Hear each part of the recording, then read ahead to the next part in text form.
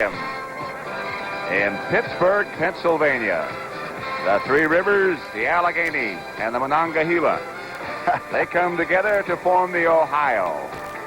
As you look now at downtown Pittsburgh, the Golden Triangle, and it's the site today of the Dallas Cowboys against the Pittsburgh Steelers. And a game that means so very much to both these football teams. I'm Pat Summerall with Tom Brookshire. What else do you have to say? This is a rematch of Super Bowl number 10. And if either guy or anybody on the team didn't get taped up, it's their own fault. Both teams are very physical, Patrick, but the Steelers have had 21 fumbles and 17 interceptions, and that's a minus 13 takeaway type factor, and Dallas eats you up. You play that kind of football on a day like today. This is the first time they've met since that Super Bowl of 2 years ago. They played in preseason, and Dallas shut out the Steelers 30-0. And it might have been preseason, but don't think that's not a memory. And one of Bradshaw's greatest games was in the Super Bowl, and Lynn Swann was the MVP, and Lynn Swann is the Lynn Swann of 2 years ago. He's dynamite. So health is not really a factor. Both teams are in pretty good shape. There are some injuries we'll tell you about in just a minute. But Efren Herrera has got the ball teed up at the 35. Obviously, Pittsburgh has won the toss.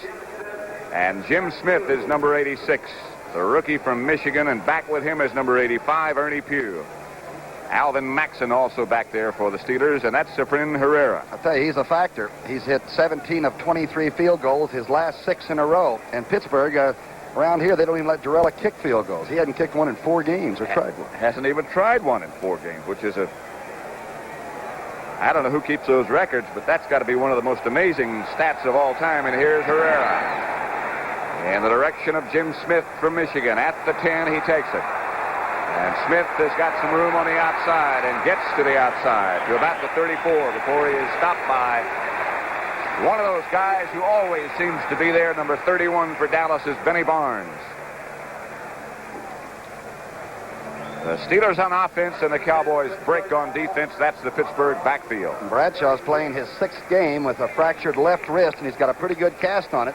But he's throwing the ball well, and all the interceptions to these receivers are not Bradshaw's fault, obviously. The Pittsburgh offensive line, Cole Davis, Webster Black, and Larry Brown. They used to be a tight end. On first down now, Steelers have the ball at their own 33, and Bradshaw gives to Harris, and Franco slants outside the 35. Stopped by Jethro Pugh, but Franco Harris picked up about 4. Picked up where he left off. I can't remember when he hasn't had 1,000 yards rushing. This year, if Franco stays at, a 63-yard average, he'll break 1,000 yards for the 6th straight year, which is an incredible mark. Not too many folks have done that. He is 4th in the AFC in rushing at this point. He got 4. It is 2nd and 6, and they're looking at a Dallas 4-3. We'll set the defense for you in just a second. This is Rocky Blyer. D.D. Lewis and Bob Brunig. 2 of the Cowboy linebackers converge on him. This is the building that Art Rooney built here in Pittsburgh. And that defense, by the way, is Ed Jones, Jethro Pugh, Randy White, and Harvey Martin. Martin with 16 sacks, by the way. He's the right defensive end against Cobb, the big left tackle. That should be quite a battle on the line. Always has been.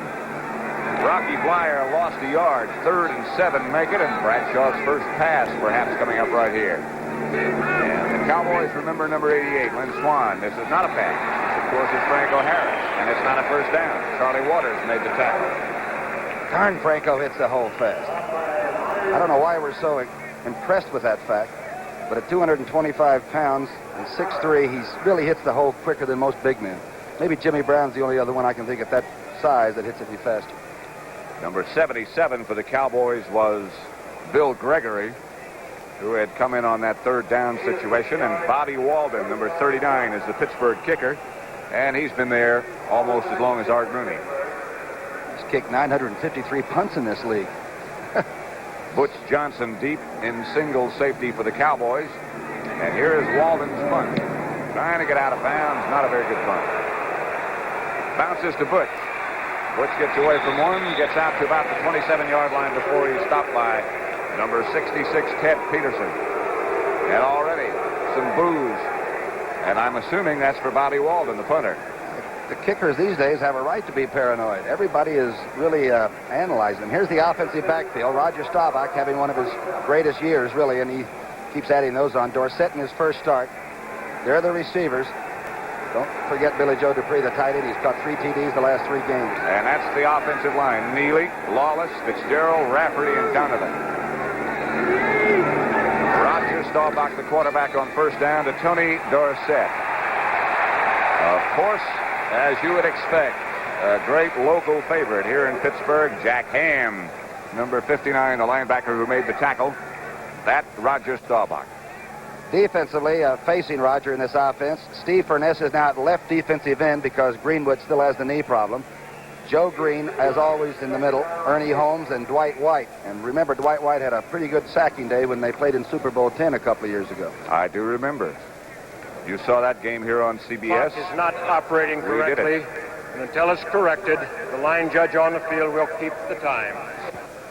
Perhaps you heard that from Bob Frederick, who's the referee. The Pittsburgh defensive line, Tom Brookshire was just talking about. Furness, Green, Holmes, and White. And the linebackers. And Dirt Winston, the young rookie from Arkansas, at the middle spot in place of Lambert. He's going to be tested a lot. The secondary, Thomas, Blunt, Allen, and Edwards, put together because of the injury to Donnie Shell. Dorsett and Newhouse, the running backs, on 2nd and 8. Staubach to Newhouse. Newhouse trying to cut back. A great play by number 59, Jack Ham.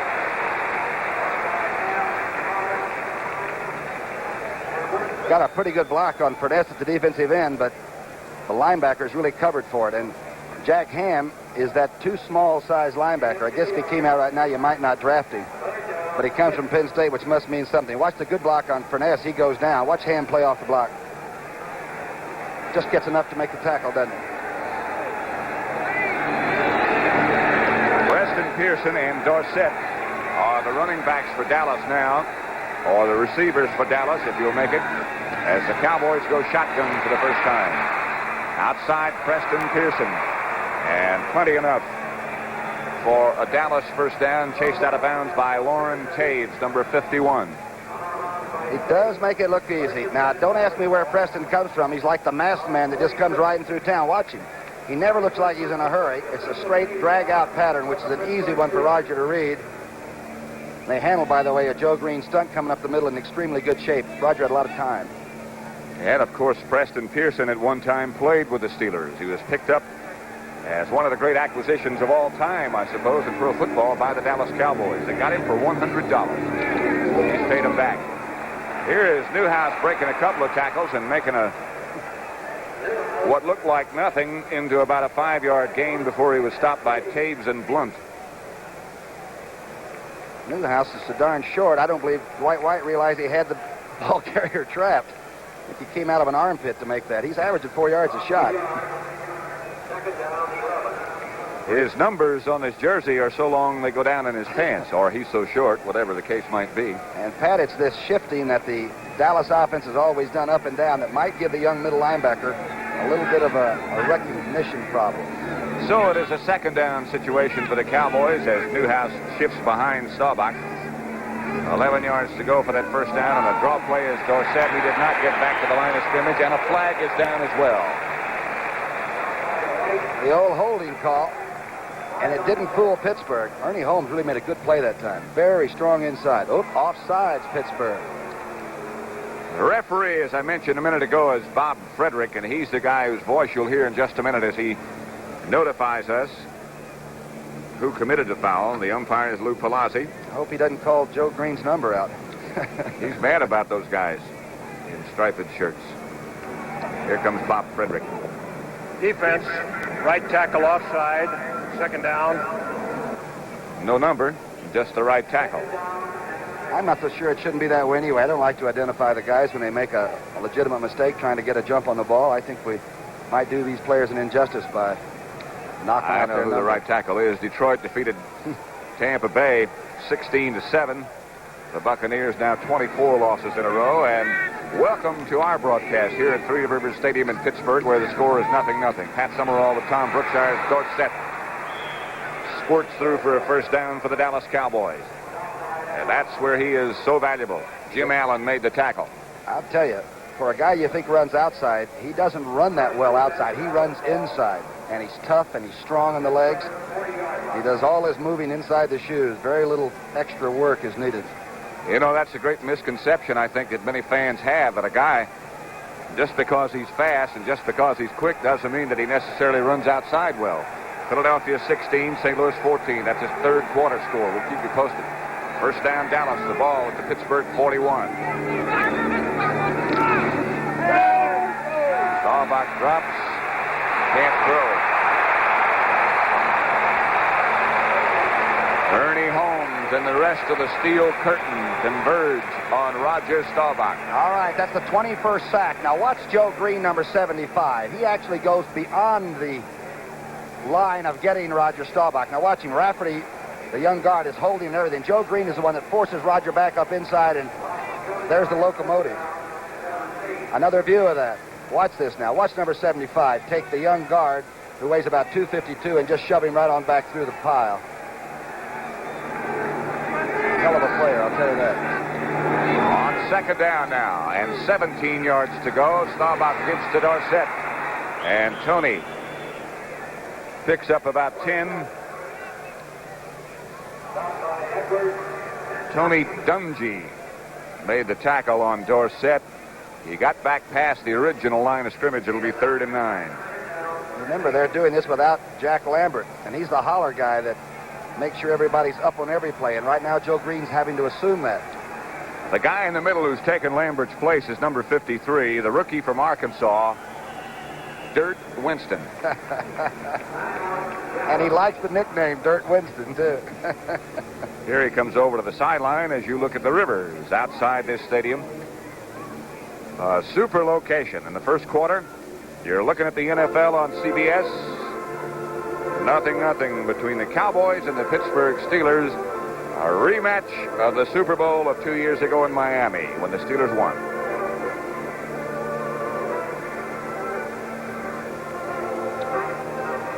Downtown Pittsburgh has undergone a great renovation in recent years, and Chuck Noll in recent years has done a great renovation job on the Pittsburgh Steelers. They're two of the newest buildings and most established ones in the new Pittsburgh, right?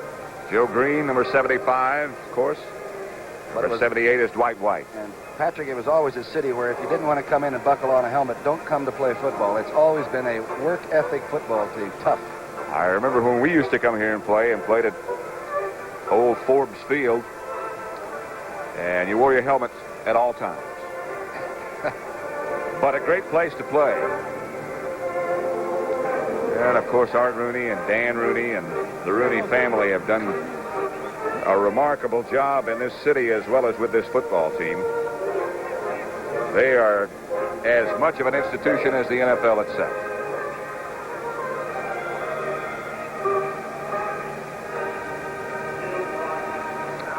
Third, and we'll make it 8 for the Dallas Cowboys first quarter. And for you stat freaks, Tony Dorsett in 3 carries has 20 yards. It looks like he might be on the motorbike today. Tony Dorsett and Preston Pearson both in the backfield now as Roger Staubach goes back in that familiar shotgun formation for Dallas. Dorsett stays in the block. Staubach throws to the outside, intended for Golden Richards. Broken up by Jimmy Allen. Number 45, normally a cornerback, now playing safety. Watch him work. Boy, he has good speed. He has 4.4 speed for the 40, and watch the recovery he makes. Roger does not throw this ball extremely well. He sort of had to throw it over Furness's rush, and the ball was a little bit end over end. You could almost read Rozell's name on the side of it. That, of course, the commissioner who signs every football. Danny White is number 11 with his back to you now on 4th and 8. The Cowboys have to punt. White standing at his own 45. They try to block it. They don't get it. White trying to go out of bounds. Jim Smith back there. And White did a pretty good job. They're coming out outside the 10 to mark it down at the 13-yard line where the Steelers will take over. This telecast is presented by authority of the National Football League. It's intended for the private use of our audience. Any rebroadcast or other use of this telecast without the express written consent of the Pittsburgh Steelers and the National Football League is prohibited.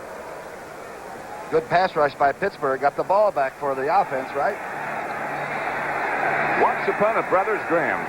Wednesday at 8 p.m., 7 Central and Mountain Time here on CBS. And right now on CBS, the Steelers go into action against the Cowboy defensive unit. Rocky Blyer Wrapped up, I believe, by Randy White. From behind Bradshaw, look again. All right, Bradshaw may not want to put it up early and have one of the turnovers that have been so darn costly this year. Gets pretty good blocking inside, but White comes over the top of a good block and gets help from Harvey Martin and company. And look at Waters up on the line of scrimmage. There he is, number 41. He cannot stay there on every play. He's got to do some guessing. For 75 on Dallas defense is Jethro Pugh. 2-yard pickup, 2nd and 8 for Bradshaw. Franco Harris and Rocky Blyer, the running backs. Franco outside the 20. Cliff Harris made the tackle. Franco was coming downhill as soon as he took the handoff, and an extremely low, hard-running target. Brunig, of course, has sort of been nicked with injuries, the middle linebacker playing for Dallas. And remember, the Cleveland secondary tried to come up and support the defensive run, and Bradshaw threw Cleveland silly. Those 49ers have won 4 in a row, shooting for 5, and they lead the Rams now 3-0. First quarter score on the West Coast. 3rd down here and 2. Bradshaw to Harris. Won't get it. A flag down on the far side of the field, Patrick. It's something on that line of scrimmage. Harvey Martin made the tackle. The reaction of the crowd would tell you and tell us that the violation is against Dallas. And so they're even on offsides, 1-1. Here's Harvey Martin. 16 sacks for a guy that has the beautiful Harvey Martin radio program. That's hard to believe that he could just work a microphone sweet and easy, but he does. Defense, offside, number 41. First down. Charlie Waters is number 41. Your safety man offside. Just your average safety man's offsides, right? You don't hear that one too much. So it's a Steeler first down, and Bradshaw being chased by Brunig. And still being chased. Fires up in the air, and it's knocked out of bounds in front of the Steeler bench. Stallworth was there, so was Benny Cunningham. I think you said the magic words. Here's the pass rush. Martin stays outside. They got a stunt going anyway, so he had the outside angle. Bradshaw shouldn't have thrown it. Now watch Cunningham, the big tight end, keep this from being intercepted. Down the field, that is. Watch this now. He's 250 pounds of real meat on the hoof. Now watch this tight end. He'll just go through and destroy the secondary that almost makes the interception. Throw it. Okay, Terry. He collapsed everybody right into the Steeler bench. Cunningham is a brute. 2nd and 10 situation for Bradshaw and the Steelers now. The Cowboys still line up in their regular 4-3. No extra backs, no extra linebackers. Flag goes down. Blyer gets the carry. Randy White is the first guy to hit him. I wonder if you can overstunt a little bit against this kind of a rushing game with Blyer and Franco both such good inside runners. If you overstunt, you can make your defensive linemen give a lot of their ability up there, that balance system. Maybe that's going to happen. Again, I believe the violation is against Dallas. Yeah, there he goes. Bob Frederick. Defense, offside, number 72. 2nd down. Too Tall Jones is the guy who's offside. He is so big, he's offside when he comes into the stadium. All he has to do is put his hand down, and he's got a yard on you. 6'9", 265. 2nd and 5. Line of scrimmage is the Pittsburgh 32. No scores yet. Franco Harris. Outside the 35 to perhaps the 36, stopped by Cliff Harris. Good block by Jim Clack, number 50. He turned outside on Harvey Martin, and pretty good hole. Again, if you stunt a lot, watch to the right of your screen. Now watch number 50. Come over and keep Harvey Martin completely turned off the play, and Harvey was not down low enough to protect the inside.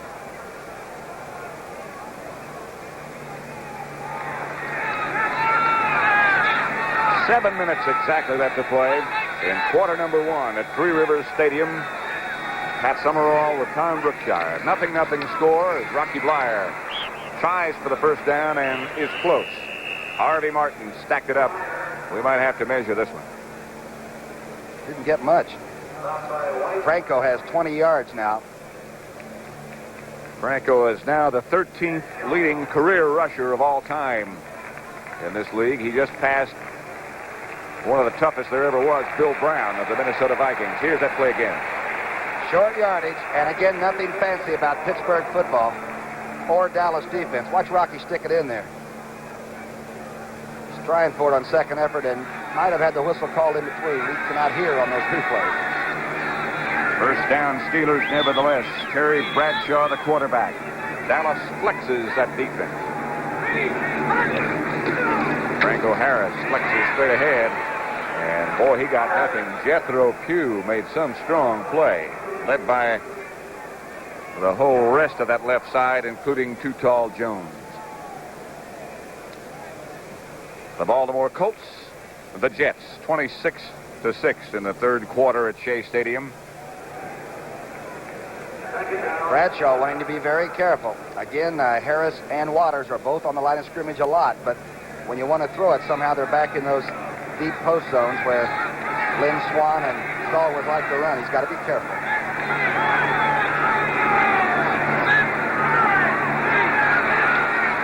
Bradshaw dropped. Here they come.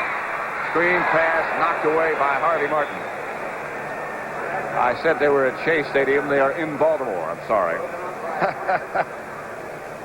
I don't know if Harvey realized he could have caught that or not. He swatted it like a big bear trying to get a trout out of that stream. Watch this. It's a quick screen left, and Harvey Martin, they got a safety blitz. As Randy Hughes had almost got to him. Look at Harvey just swat it.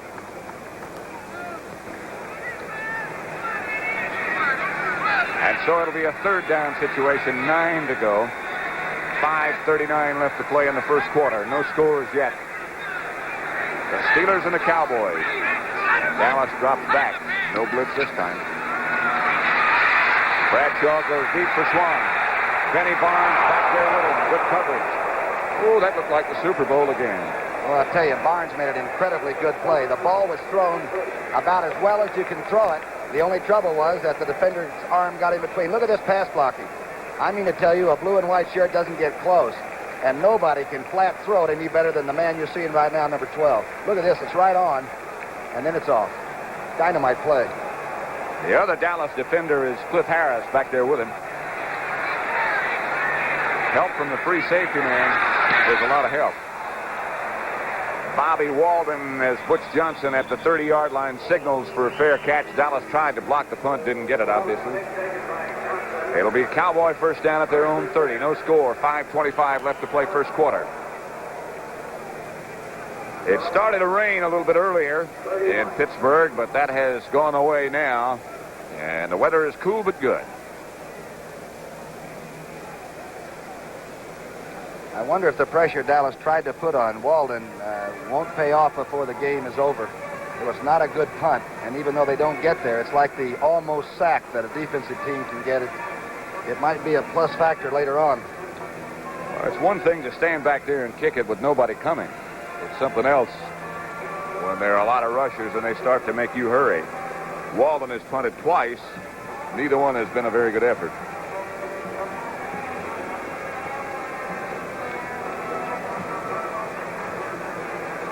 A 33-yarder and a 31-yarder.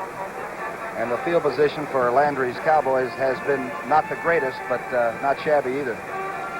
Talk about favorites. That guy walking in front of Landry just a minute ago is a great favorite and should be here in Pittsburgh. That was Ernie Stotner.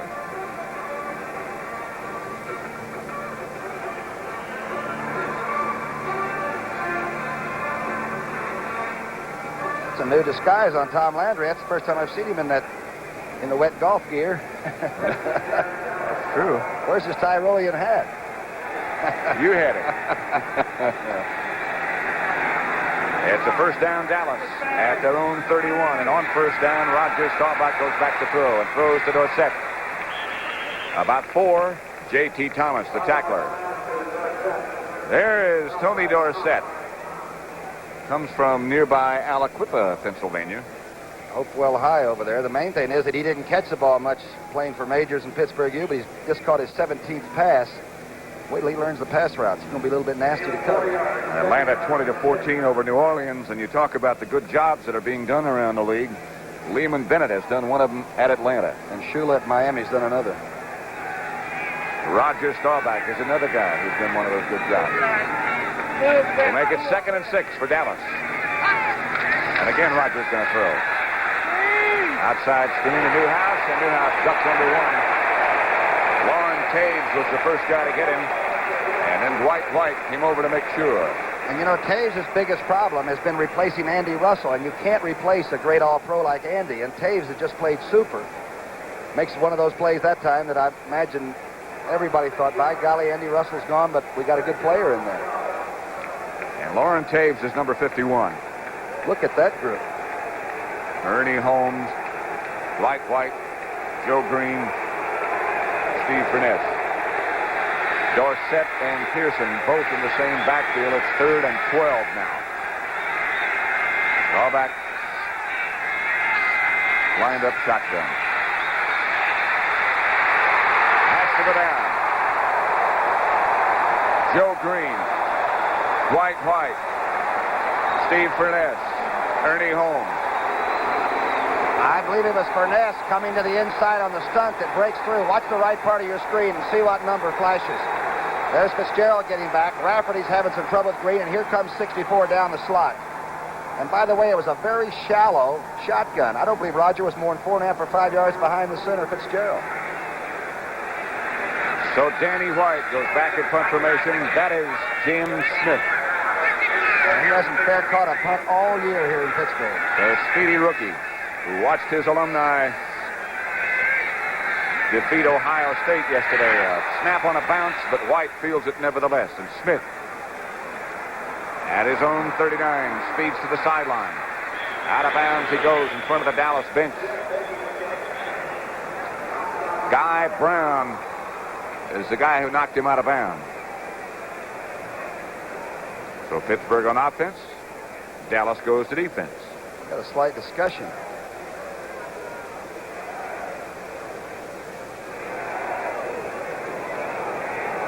Indication is holding against the Steelers.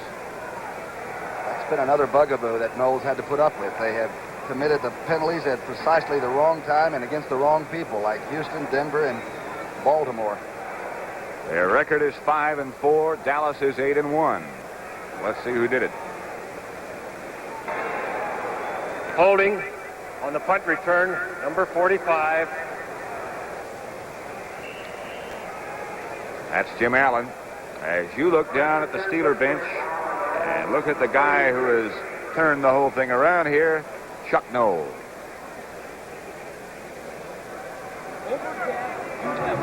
Chuck Knowles' first year here was dismal, to say the best. 1-13, if I recall, wasn't it? Then he turned it around, and they've happened to make a couple of Super Bowl trips and not done badly, I'll tell you. They have defeated Dallas, and they have defeated Minnesota. Minnesota, they did convincingly. Dallas was a great football game. Not much finesse, just a lot of good football. Joe Green, number 75, who goes about 270 or 275 to go with his number. A first-round draft choice of years ago who has turned out to be one of the magnificent ones. He said last week after the narrow win over Cleveland that it's not time to talk, it's time to just execute and play football again. It looks like they're doing it so far, huh? It is 0-0 in Pittsburgh at Three Rivers Stadium with 3 minutes and 12 seconds left to play in the first quarter.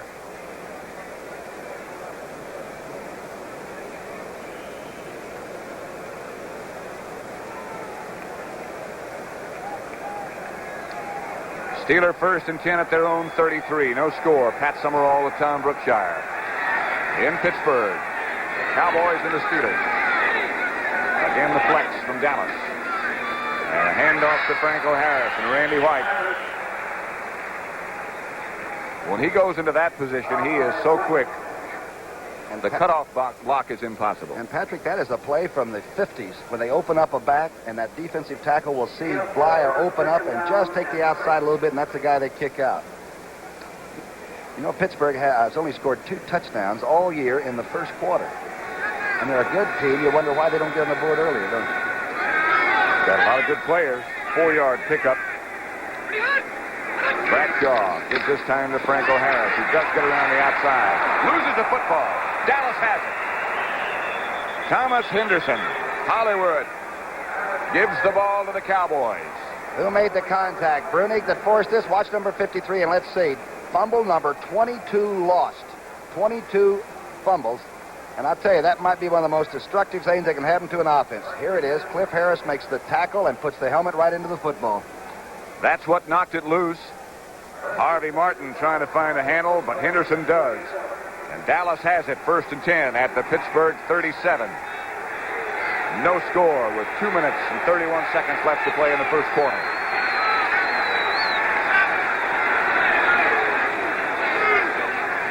Dorsett goes behind Newhouse. The fake is to Dorsett. The throw is by Staubach. It's Billy Joe Dupree wide open. Dallas first down inside the 25. Jack Ham got him out of bounds.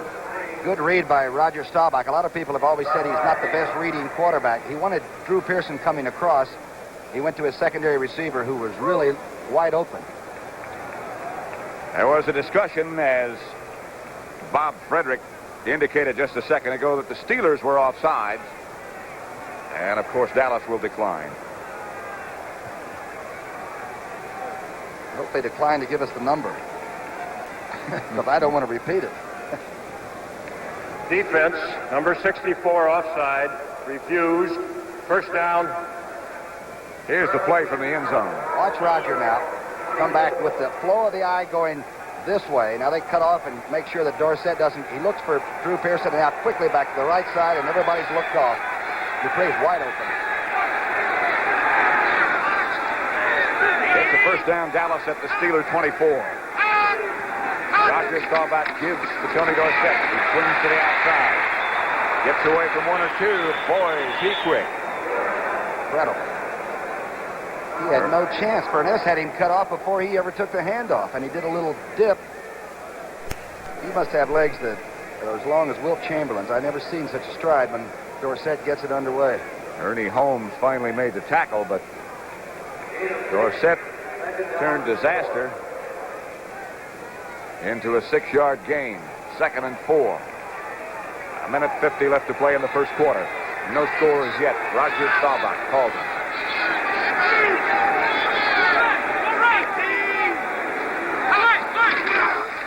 Newhouse to about the 15.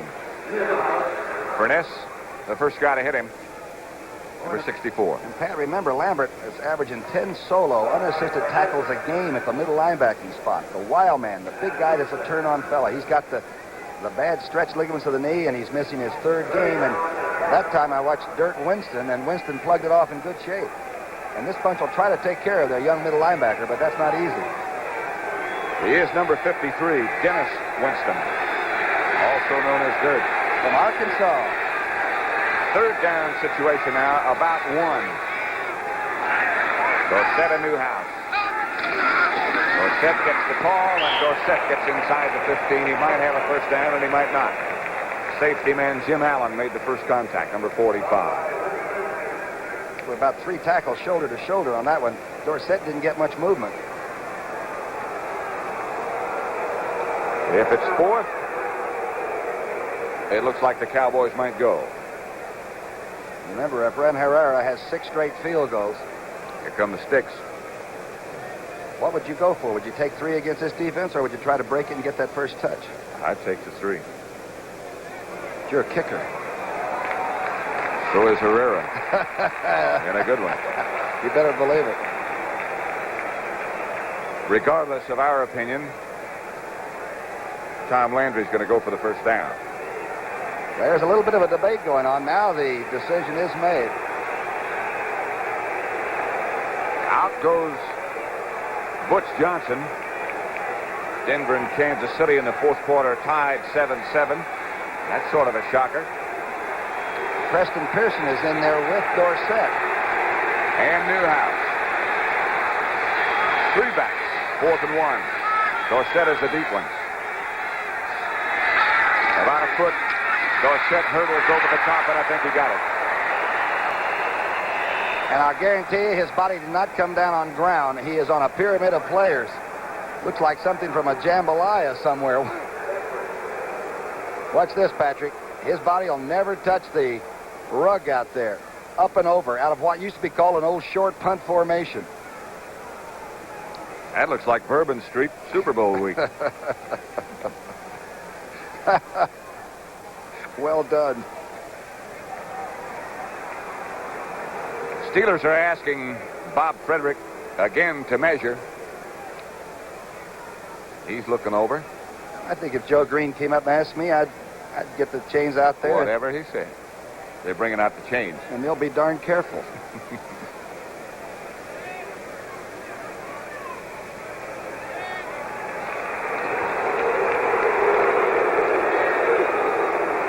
Watch it again. Okay.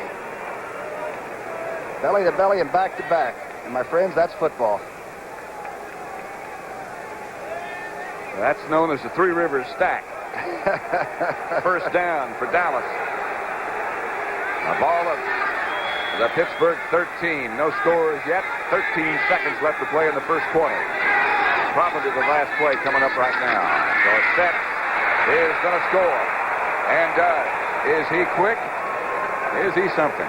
And you know something? He knew he had it when he crossed the 10-yard line. He started to spike it on the 5, but you know he's not a spiker. And a very unassuming man. How he handles all that he's been given at such a young age, I don't know, but he's classy. They started with a trip formation left and then shifted back. Watch Lawless coming across. A super trap on Furness. It's over. Watch him start to tell you. He knows it now. Boy, that makes life easy for an offensive guard. All you have to do is stand up in front of the guy. And he's so quick, he's fast. Just get a piece, huh? Right. Fran Herrera has it knocked away. 6-0 Dallas. Herrera had missed only one extra point all year. So that's number 2. Watch it. Let's see where it comes from.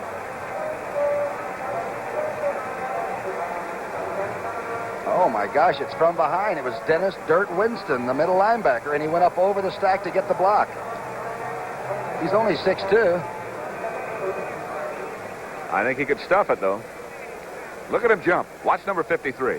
Here's the touchdown. Here's the touchdown. Look at this. It's just a weave in, take the good trap block on Furness. Jack Ham couldn't even handle him. He's tackled all of them. Tony Dorsett, the Dallas touchdown. CBS Sports Spectacular as the Los Angeles Times 500 next Saturday at 4:30 p.m. Eastern Time. It also has the countdown to the Super Bowl and the world's strongest men competition. And next week, it's the girl lift. The girl lift? Right. About the only competition I might have had a chance in. Dorsett, the touchdown for Dallas. This is Jim Smith. He finds some room and stays on his feet. And Jim Smith gets out to about the 39. He lost the football, but the Steelers got it back. From the end zone, look again. And I'll tell you, Dallas covers these kickoffs. First, they get good height by Herrera. They've allowed only 21 yards average, but this young man from Michigan can play. We told you on punts, he doesn't fair catch. And on kickoffs, he's always thinking about going the distance. Herrera made the tackle.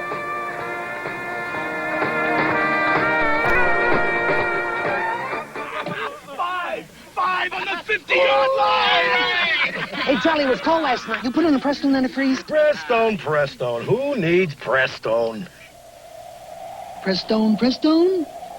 You need Prestone. If your antifreeze is worn out or you don't have enough, you could be in trouble. So put in a fresh fill of Prestone, too, to prevent corrosion and freeze-ups. Prestone. We need Prestone. Prestone. You need Prestone. Introducing the Ford in your future, the new Ford Fairmont. A new car designed for today and the years ahead. Fairmont's mileage ratings are the same as a little VW Rapid when both are equipped with automatic transmission. And this Fairmont, as shown, is actually sticker priced less than this Rapid. Yet Fairmont has 90% of the head, leg, and shoulder room of most large cars. Fairmont, roomy but with mileage like a small car, and the lowest sticker price in its class. Test drive Fairmont, the newest, better idea from Ford.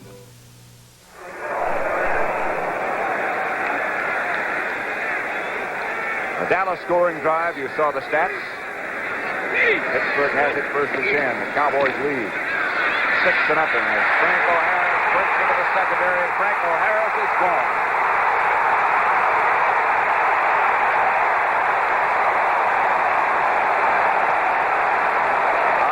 61-yard touchdown run by Franco Harris. There he is. From Rancocas Valley High School to Penn State. His longest run was 40 yards so far. And I'll tell you, he cuts it off in a hurry. Here it is again. Watch the body control, and let's see who gets a good block on the outside. Because he's cut off at the pass. You can see Bruni coming over. Good block inside. And I'll tell you right now, it's a race. And very few people have run through that secondary, and Franco does it. He's not a Tony Dorsett, but he's bigger. Franco Harris, number 32, and Roy Girella with body Walden holding. Puts Pittsburgh ahead. And Franco has 90 yards on 8 carries. And we've got some kind of a duel going on. Above average, I'd say.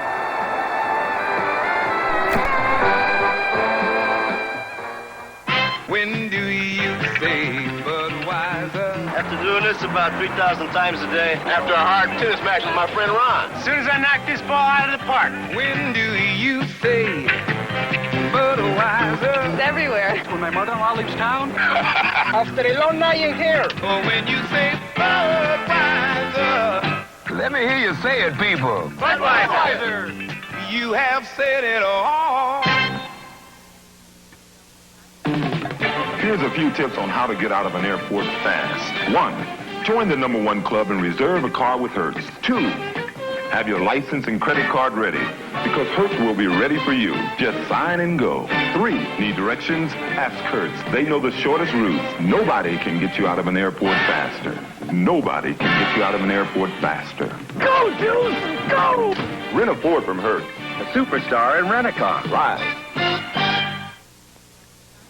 Oh, another all-nighter for the old workaholic, huh? Somebody's got to get the work out. Many people drive themselves too hard, and it's putting the cost of health care under a lot of stress. Blue Cross and Blue Shield plans have programs to hold costs down, but everybody needs to help. I hear you're working on a transfer. Huh? Yeah, to that big office in the sky. When you overtax yourself, we all pay for it. All of us helping each other. The story of the Pittsburgh score. A heck of a run by Franco Harris. A long drive, huh? One play. Girella kicks off into the end zone to Butch Johnson. And he stays in that end zone. Franco Harris. And watch the block by the center, Webster. Now, Mike Webster's 52 there. He takes Bruni, the linebacker, who's overrun it just a little bit. Flyers on the outside. D.D. Lewis gets one shot there. Remember, this happens in a hurry. If it's holding, it's too late, baby. The replay is done. So 61 yards. Done. And done well by Franco Harris and the Pittsburgh Steelers. They lead 7-6 with 14:44 left to play before the half.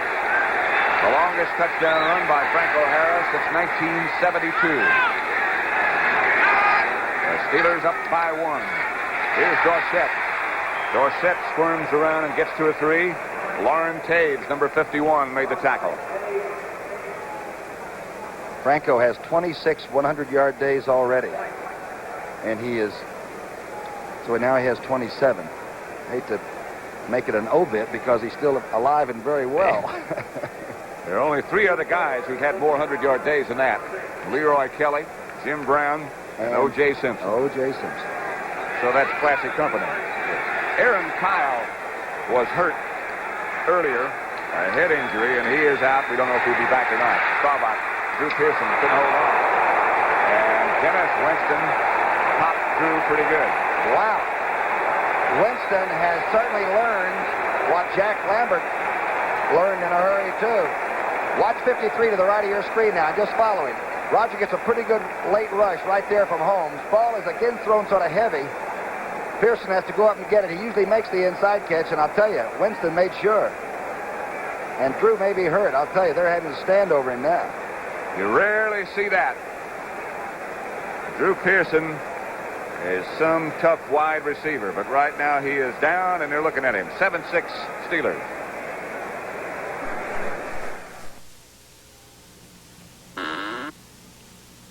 What time you go to sleep is your business. What time you wake up is Panasonic's.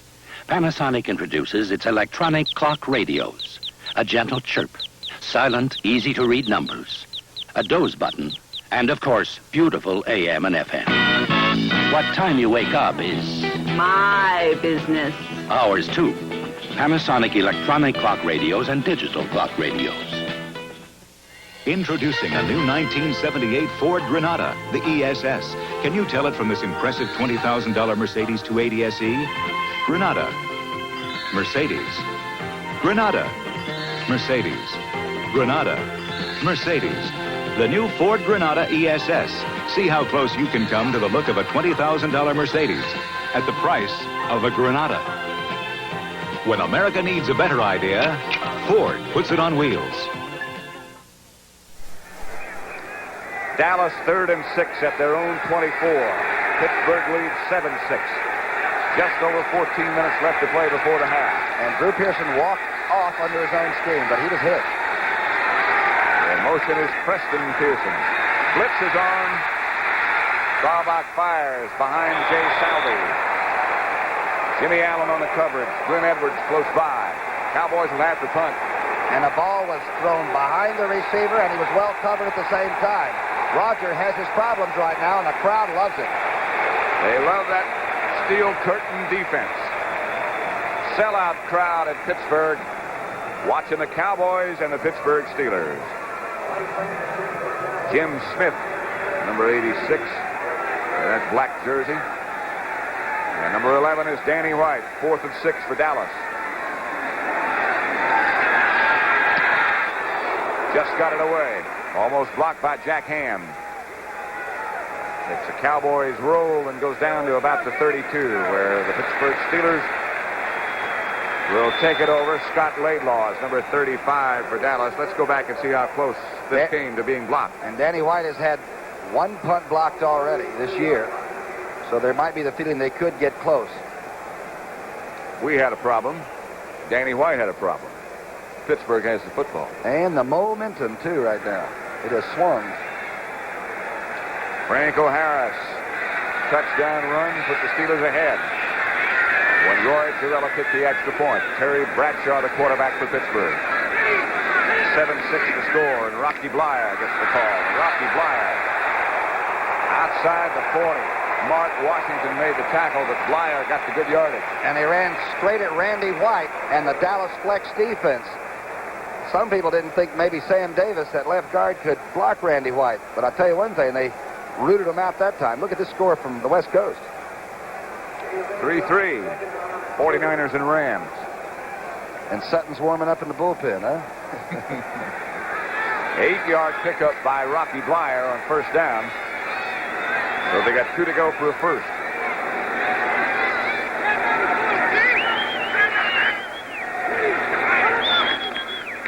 Blyer again. Close. Bob Brunig, number 53, the Dallas middle linebacker, who's playing with an injured toe. Seattle over Houston 3-0. Houston, of course, in the AFC Central, as are the Steelers. It's conceivable we could have a 4-way tie for first place. Cincinnati is 1. And, of course, Pittsburgh needs this game, but they have won a couple of crucial games over Cleveland already. The Steelers, I mean. Right. Cleveland played the Giants, and the last time we looked, they were leading 21-7. So now it is not conceivable to have a 4-way tie. Sorry. They can't get there. Cincinnati beat Miami, so they're 5-5. Houston playing later. Pittsburgh 5-4, and Cleveland's record goes up to 6-4. It's a cat fight. Nothing like it. First down, Steelers. Ball at their own 43-yard line. They lead by 1, and Franco Harris again rips into the secondary. Almost broke it again. Harris got a first down. Stopped by Harris. They're cutting off Jethro Pugh, and watch and see what they do to Brunig, the middle linebacker. Webster, they double team on the outside, and the tackle comes down, the trap from the outside. The toughest thing you can read as a linebacker. Cliff Harris has to hang on or he's gone. Terry Bradshaw, the man who calls the plays for the Steelers, is the quarterback. It's first down for Pittsburgh. 100 yards rushing for Franco Harris. I prematurely gave him that before the last run. No score between the Oakland Raiders and San Diego. Second quarter. 11:54 left to play here in the second period. Steelers lead by 1, 7-6. The pitch back to Franco Harris. This time Brunick gets out there with him. Benny Barnes helped him. You know, the biggest problem with Franco Harris is they can't keep him from being charitable. He does everything that a kids' charity wants in this town, and they have to finally take him out of the walk-a-thons and the different things to raise money for children's hospitals and MS and all, and tell Franco, do that in the off-season, but try to get some rest. He is a dynamite guy. I mean that. And a dynamite runner as well. 2-yard pickup by Franco Harris. 2nd and 8 situation. Line of scrimmage is the Dallas 45.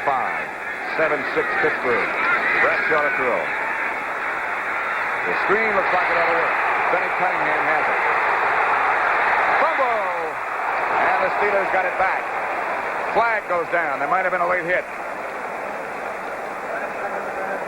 I believe John Stallworth is the guy who made the recovery, number 82. Well, what a great call by Bradshaw. The old screen back or screen away. Why Tittle used to run this beautifully. And it's going to be an lineman downfield. It looked like Webster, number 52, the center, might have drifted downfield on the screen. When you're eager to get down and knock somebody for the screenplay, sometimes you hedge a little bit. Let's see.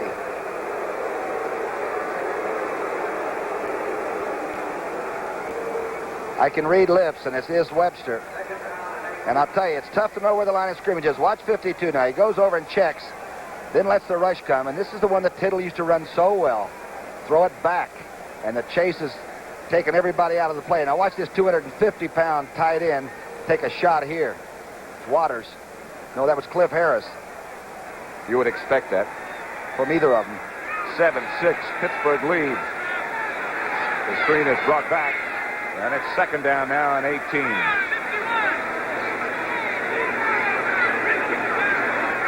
Bradshaw outside Stallworth. Went to his knees. And again he goes to his knees as Randy Hughes came over to make the tackle. Helped by Mark Washington. I'll tell you one thing, Pittsburgh offense has a lot of different things in it. Suddenly now we've seen 2 screens in a row. And the big misconception on Terry Bradshaw, somebody once said, here's a score from Atlanta now over New Orleans in the 4th period, but somebody once said that he wasn't an intelligent person and all that. And I was told by the scouting systems that gave him an IQ test that he broke the bank. So for those people that have listened to the wrong information, Bradshaw is extremely swift upstairs. Heck of an athlete to go along with that intelligence. In fact, I heard from one head coach that if he hadn't been drafted as a quarterback, he would have been drafted number 1 as a tight end. That's how good an athlete he is. Look out. That's Randy White.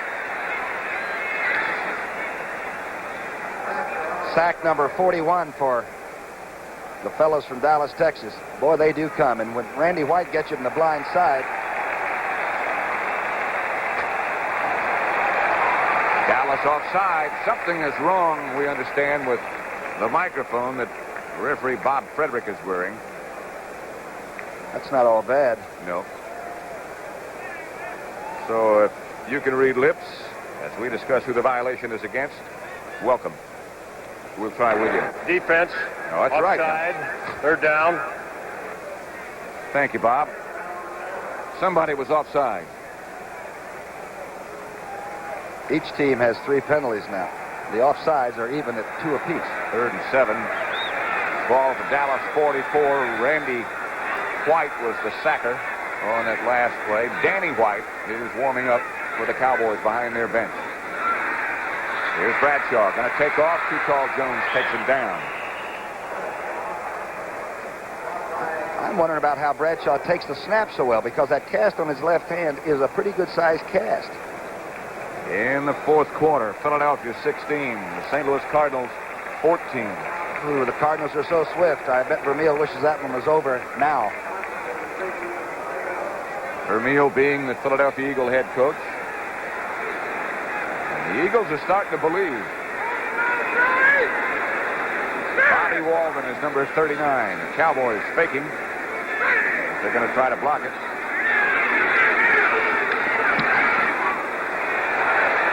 Hanging high to the left side. And out of bounds inside the 5. Fine effort. Now he comes out exactly to the 5. Bobby Walden turned those fans around from booing him to cheering him. his 9th kick inside the 20, and it came at a good time. 7-6 Pittsburgh. What does it take to get a loan from your full-service banker so that you can open a small business like this? Let's ask 2 people who know, Bruce and Phyllis Doty. We were turned down once, Ed. But then our banker found we had experience, some collateral, and a good credit rating. So you got the loan. And now we've got 3 stores. That's full-service banking, making good loans, creating jobs, helping people get started. No financial institution can help you and your community more than a full-service bank. Hey, Stitch. Huh? They're stitching us into something new. Levi's new Duraplus denim. It's a lot stronger. I know. And shrinkage. Won't have to worry about that anymore. And look, our wrinkle worries are over. Smooth. And Duraplus fades with washing, just like you'd expect denim to. Gee. Levi's Duraplus denim jeans. Something new. From out of the blue. I predict she's going to win. Don't miss 22 big stars competing. Wish I was a pool table. Flip Wilson hosts Celebrity Challenge of the Sexes tonight at 8, 7 Central and Mountain. Mentioned a minute ago that Danny White was warming up, but the Dallas quarterback is still Roger Staubach. He is 1 for 4 and has not thrown the ball that well so far. He's been bothered by a bad hand and a bad hip. Robert Newhouse trying to get around to the outside, and does. Newhouse cutting upfield. Newhouse still on his feet out to about the 34. Stopped finally by Glenn Edwards. But much more than enough for a first down for Robert Newhouse as you look at Tom Landry talking to Golden Richards and sending him the play. Here's Newhouse.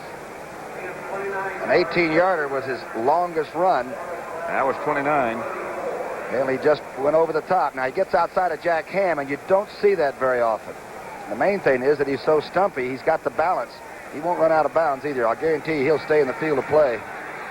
Give credit to Butch Johnson, number 86, for a good block. That sprung him into the secondary. 1st and 10 as Dallas gets out of the shadow of the goal line and leads. First down for them. Staubach, Billy Joe Dupree at the 50.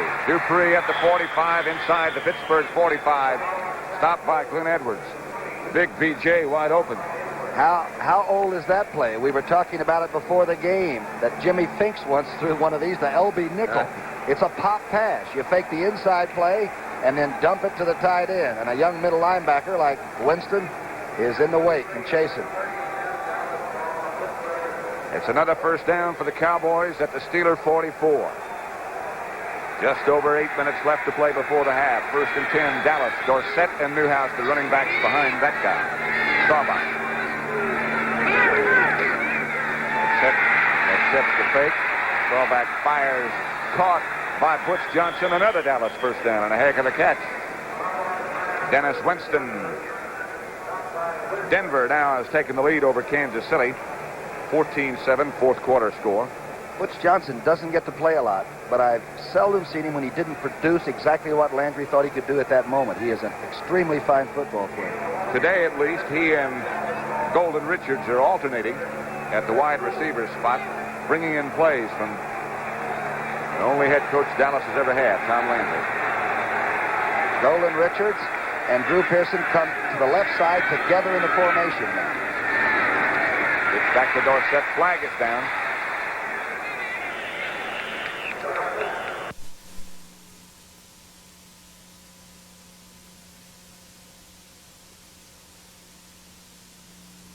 They played this way for years.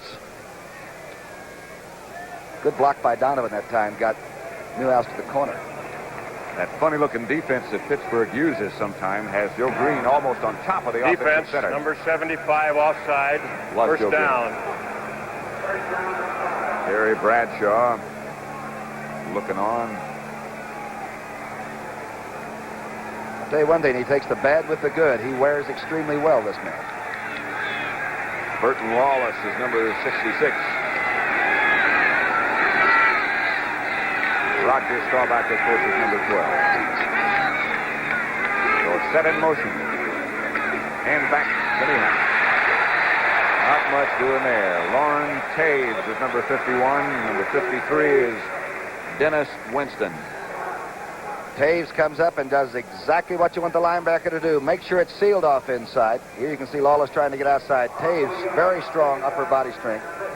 And all he's trying to do is play as good a right linebacking job as he can. He looks like he's a pretty good football player to me. Baltimore 26. The Jets 12. Fourth quarter score in Baltimore. Second down here. Pittsburgh leads Dallas 7-6. And back to Dorsett. He breaks a couple. Got close to first down yardage. Jack Hand is number 59 who finally made the tackle on TD. He's always full length forward. When the darn play is over, Dorsett's reaching up with the ball, going for more. Like he's about a yard shy of a first down, so it'll be third. And out goes Newhouse, and in comes Preston Pearson to join Dorsett. The running back, and now here comes Newhouse back. Mr. Landry changed his mind. You see the tight formation with sort of the short punt type thing with three backs close, maybe, huh? That's right. Drew Pearson goes out. So it's Dorsett, Preston Pearson, and Newhouse behind Staubach. Dorsett, and Roger Staubach is going for Jay Salvin, who's got it. Dallas touchdown. Oh, what a call. Did that come from Ermal Allen upstairs? I don't know. It was a great call. I followed Newhouse to see if he could block. I followed Dorsett and thought, my gosh, he didn't get the first down. And Roger came out throwing. That call from the bench, don't forget that. Fitzgerald and company go to work. Rafferty's got Mean Joe Green off, and everybody's going for Dorsett. I would have. In fact, I did. Look at this throw. He doesn't have to be artistic. Solly's not going to drop it, is he? I'd like to welcome Philadelphia and St. Louis audience. The Cardinals beat the Eagles 21-16, and those of you who watched that, welcome to this. Pat Summerall with Tom Brookshire. The score here is Dallas 13, Pittsburgh 7. And we have 5 minutes and 26 seconds left to go before the half.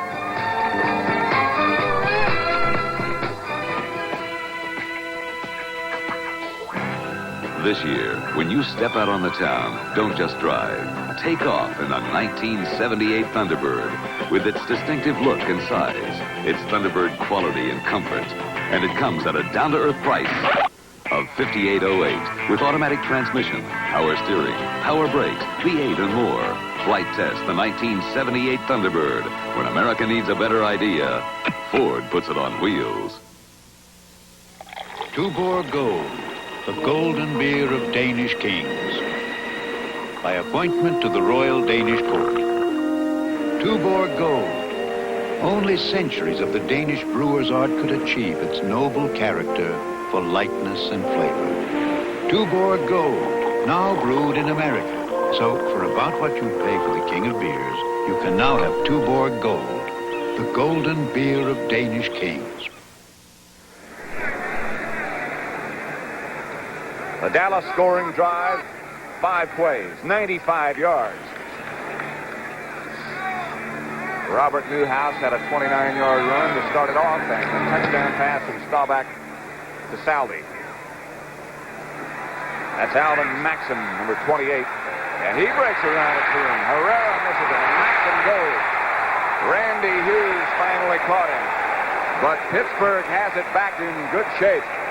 And the Cowboys seem to think that they can cover kickoffs as well as anybody. And they haven't today. Pittsburgh is really using the run back to get to field position. Here's the former New Orleans Saints running back. And he's a solid guy. Now watch him get up in and duck it outside. Efren gives it the best shot he can, and now Hughes pulls him down from behind. You can't relax against any team, but particularly a good team like Pittsburgh. A Steeler first down with 5 minutes, 14 seconds left to play before the half. Franco Harris ducks under a couple. Jethro Pugh is number 75. The George Burns one-man show. And only the slide George Burns could do it. And Margaret's going to help him, too, huh? Pretty good help. I'd say. He'll also have Gladys Knight and the Pips, the captain and Tennille, and a special friend named Bob Hope. Sort of misleading, isn't it? George Burns is worth the price of admission all by himself.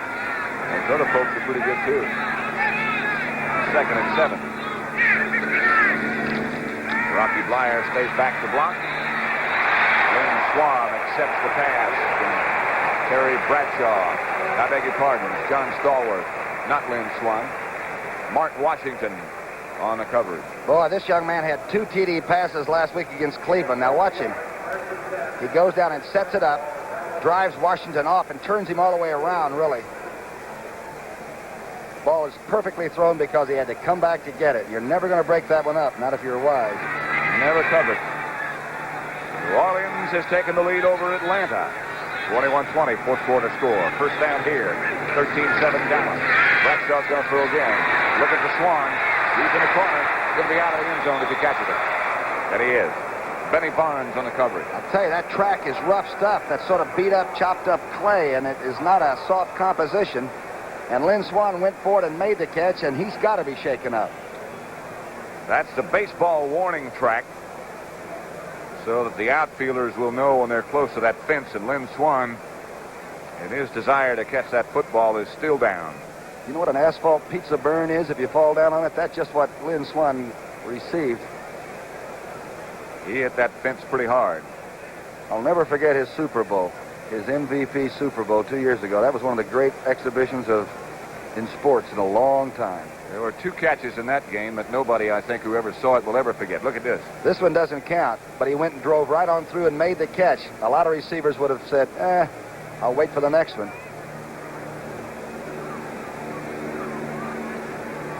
He didn't hit the wall that hard, but he did about a 15-yard skid out of the end zone across that clay track. And he's up now. He only weighs 174 pounds, and you get all of it from Lynn Swan, I'll tell you. Every pound. Here's what happened on the line of scrimmage. Harvey Martin now against Powell. And I'll tell you, that is some kind of a battle going on. Now he's picked up and double to make sure. And they all watch. Here comes Swan, and that, of course, is Chuck Noll greeting him on the sideline. The Rams now over the 49ers 10-3 in the second quarter. Second down and 10 for Pittsburgh. The line of scrimmage, the Dallas 32. Bradshaw gives on the draw play to Franco Harris. This time he is wrapped up by Harvey Martin, who read it well. All right, in the flex defense, Harvey Martin goes outside, and he's still so darn quick. He gets back through the block of Kolb, who had a good one, and knocks Franco down. You know who's doing a good job on offense is the offensive tackle, Larry Brown, who used to be the tight end. You see him on the left side of your huddle there, number 79. He's now right in there in the trench. He used to be 220, now he's 250. He should be in the trench. 3 minutes and 50 seconds left before the half. Dallas. Inside the 10 for another Pittsburgh first down. Randy Hughes made the tackle. Dallas had a blitz going.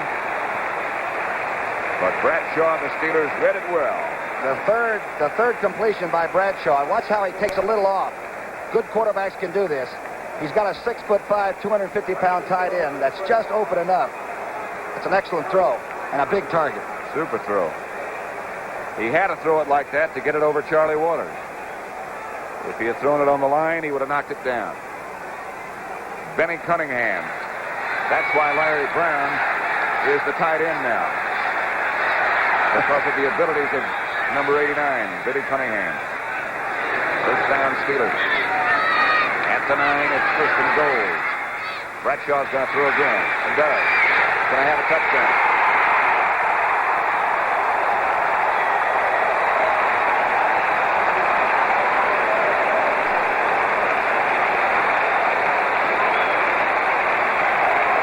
That pretty well tells the story, doesn't it?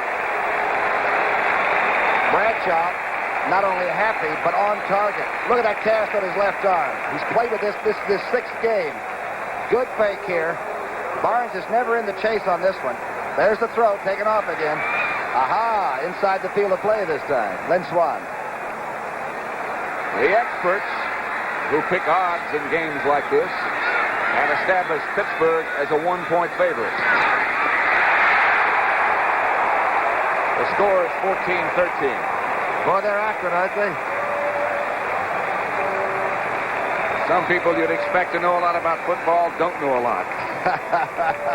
And some people do know a lot. This is what the game is all about, though. Lynn Swan is back over there right by the liquid containers. He falls into the track, goes into the wall, gets the abrasions, and comes back and gets the TD pass. Those are the ones you appreciate. Terry Bradshaw so far today is 4 out of 8. 1 touchdown pass you just saw him throw to Lynn Swan. Total yards are 48, but Pittsburgh has the lead, 14-13. You know, that Cowboy defense has only been allowed, I think, 36% of the passes to be completed. Bradshaw's doing a job. 33-12, final score. Burt Jones and group continue to roll for Baltimore. That make them 9-1. Yeah, they're looking for big things in January, aren't we all? We are. The biggest thing is the Super Bowl, and you'll see that here on CBS. That's Larry Brinson with the football. Brinson stumbles out to about the 25. Kept his balance for about 8 extra yards. Now the pitch of the game has gone up, and until they go in at halftime, you're going to see probably some late hitting. You're going to see a lot of extracurricular stuff. Both teams are getting a little bit abrasive right now. New Orleans defeated Atlanta 21-20. And those of you who watched that upset, welcome to this broadcast. Pat Summerall with Tom Brookshire at Three Rivers Stadium in Pittsburgh, where the score here is Pittsburgh 14, Dallas 13. And we have 2 minutes and 40 seconds left to play before the half. Salvi comes in motion. Staubach throws back to Dorsett. Flag goes down as Dorsett breaks into the secondary and picks up about 6. They're going to call a crackback block on the man in motion for Dallas on Jack Ham, the linebacker. I believe he came back and hit him a shot in the back. Dwight White applauding the men in the striped shirts. You don't see that too often, do you? Atlanta's record now, by the way, after that loss to New Orleans is 5-5. The Saints go to 3-7. Take him back. I don't think they crackbacked and clipped Jack Ham. I think they just tried to tackle him. Both are illegal. Fun, but illegal. Bob Frederick goes back in the other direction.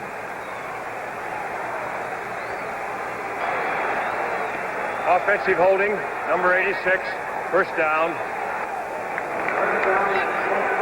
Instead of cracking back, it's holding down. Put the clamps on. And now they'd like to force Roger to go upstairs with something he doesn't want to do. Maybe he doesn't want to throw it real quickly. On 1st and 20, he throws outside to Dorsett, and look out. Can be dangerous, this fellow. Mel Blount finally tackled him, but they almost got the first down. The scary thing is, it looked like the Pittsburgh defense was in pretty good shape till he caught the ball. And then everything seems to open up. He was really looking forward to this game and to his first start of this year, of course. So many fans and so many friends in this area from his collegiate days and from his high school days nearby. He asked for 100 extra tickets. I don't know if he got them all. You can afford to pay the scalper for him, I'll tell you. He's got a little bit of money in the bank. Gave up a lot for him. And then they gave him a lot, too. You know, people said that when they saw him at Hopewell High, that you could see then that this was going to be one of the great ones. It just didn't happen overnight. He had it. Those people were right. He got a first down. Ball at the 36-yard line for the Cowboys. 2 minutes, 7 seconds left to play. One more play before the 2-minute warning. That gets the call again and again. He got about 8. Ernie Holmes made the tackle. A blocked extra point. That's the difference. 14. Boom, boom. 14-13 to score. A minute 59 left to play before the half. The Steelers up by 1. Wherever you may roam, you'll find our name is known. You can trust me. We try hard to this. We don't know another way. Stay with us at halftime as we'll update all the scores and highlights from around the league. Have a special report on that historic meeting in the Mideast between the Israelis and the Arabs, Begin and Sadat. And one heck of a football game going on right here at Three Rivers Stadium. Tom Brookshire and Pat Summerall. Score is 14-13. Pittsburgh leads Dallas. 2nd and 3 situations in the shotgun. The protection is good, and Dorsett has it. Oh! And he is popped hard by Winston.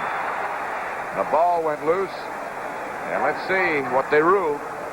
I think the reception will stand, but that was a fumble, and I'll tell you, Winston can move and hit at the end of it. He has destroyed a couple of Cowboy receivers already. Dorsett now is checking to see who it was that ran over him. It was 5-3. You could see Dorsett aware very much of the fact that dirt was coming, and he tried to duck under and just barely did not. 3rd down shotgun situation.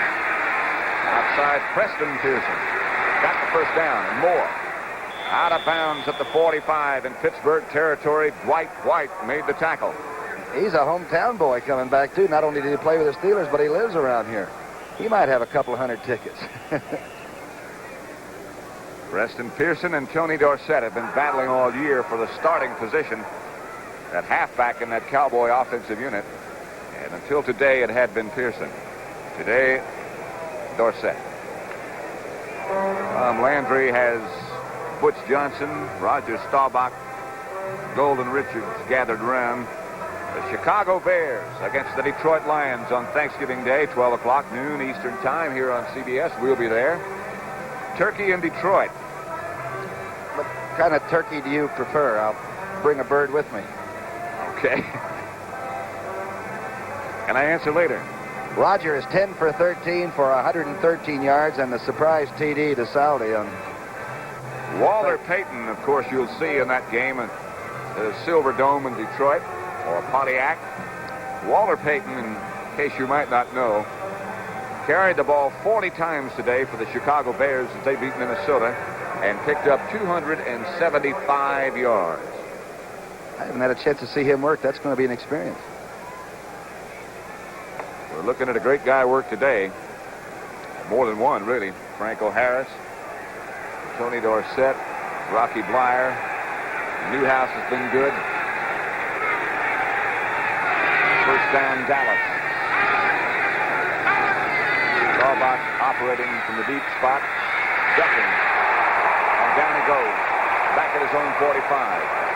Steve Furness. White. And I mean a tough sack. A physical sack because Roger did not want to go down and lose too much. The Cowboys are thinking at least 3.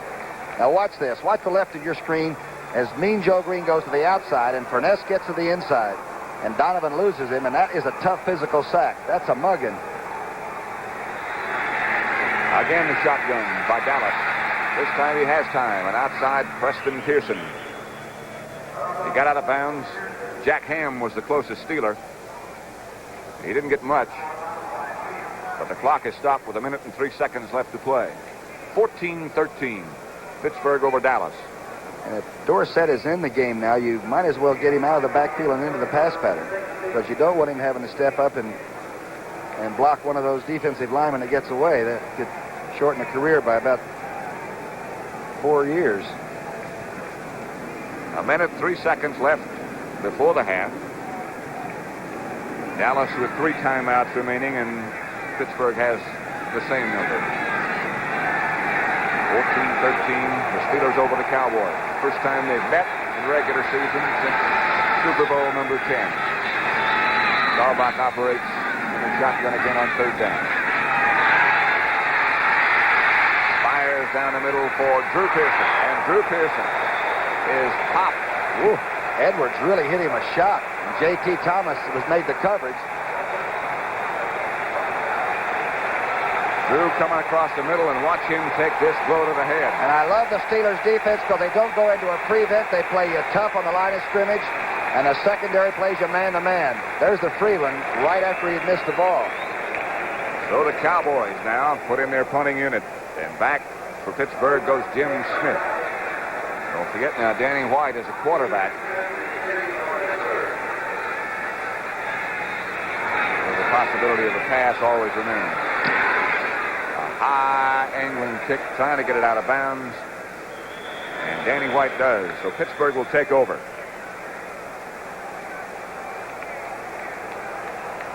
16-yard line. Staubach's had one of his greatest days, and yet this team trails by a point. He's 11 for 15 for 118 and a touchdown, and they're shy one. That blocked extra point by Dennis Winston makes the score 14-13 as Roy Girella has hit both of his. That's Bill Gregory. Good pass rusher. That's why he's there. That's what Dallas is figuring right now, that the Steelers will try to throw. You draw to Franco Harris. It's a tough play now. Just give it to Franco Harris. It's a tough play. Harvey Martin, Bill Gregory.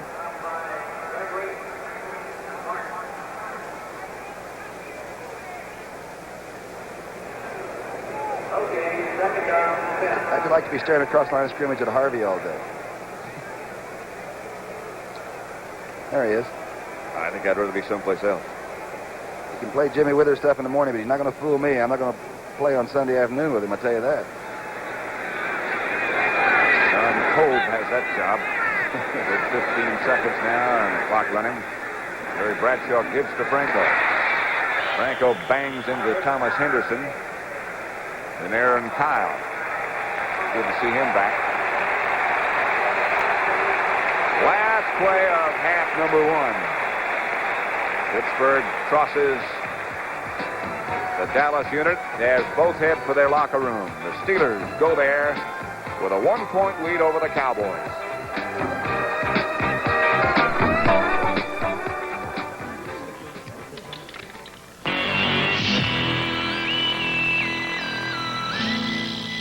Schlitz Light. Schlitz Light beer has a third fewer calories than our other fine beer, and all the taste beer drinkers expect from Schlitz. Is that what the gentleman always orders? That's his beer, the only light beer with gusto. We'll have 2 Schlitz Lights. Beer drinkers know it took Schlitz to bring the taste to light. This drop is too little to cover the head of a match. Yet this is enough adhesive, super strong, super fast to lift 2.5 tons. It's Duro Super Glue. A drop will do to mend jewelry, ceramics, rubber, and glass in only 10 seconds. It truly is super strong and super fast. Super Glue. A drop will do. Super Glue. A product of Loctite Technology.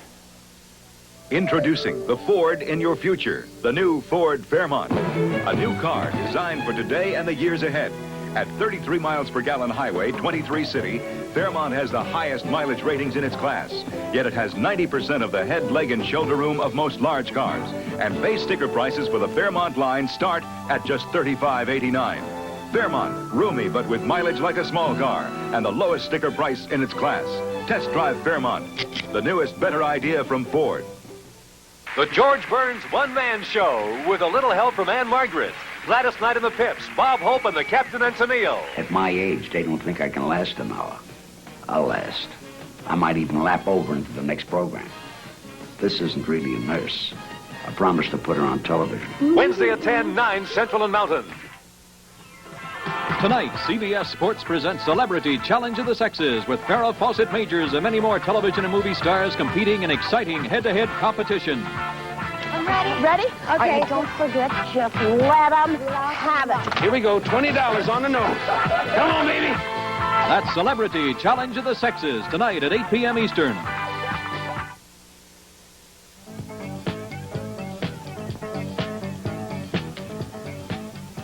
It was late in the fourth quarter in Chicago's Soldier Field. For the afternoon, Walter Payton had gained 217 yards on 37 carries. Bob Avellini bent down in the huddle and called 34's number again. Got a block, jumped over a would-be tackler, broke loose down the right sideline, and before he was stopped, he had gained 58 yards, and suddenly O.J. Simpson's record was in jeopardy.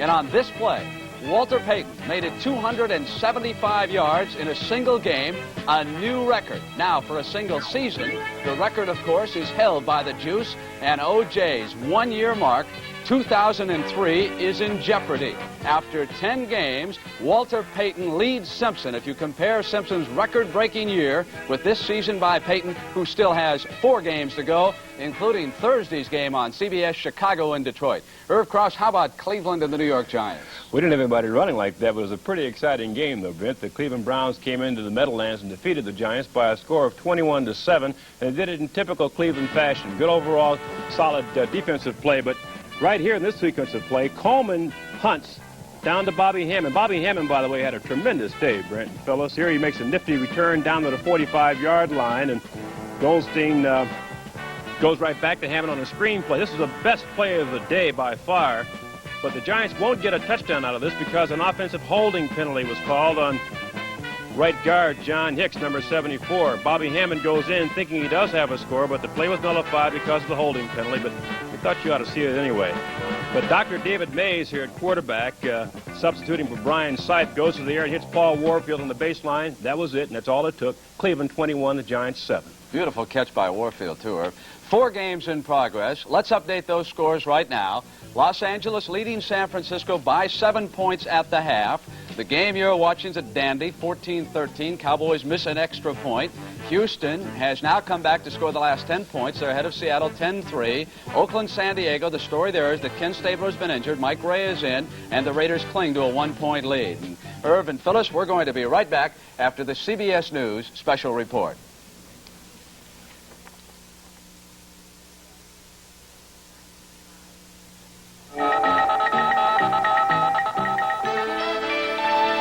This is a CBS News special report.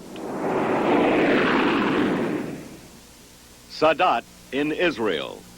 Sponsored on a continuing basis by the makers of Herbal Tegrin Shampoo. This is Bob Schieffer, CBS News. For Anwar Sadat, this extraordinary day began at the Al-Aqsa Mosque in Old Jerusalem, one of the Islamic faith's most sacred sites.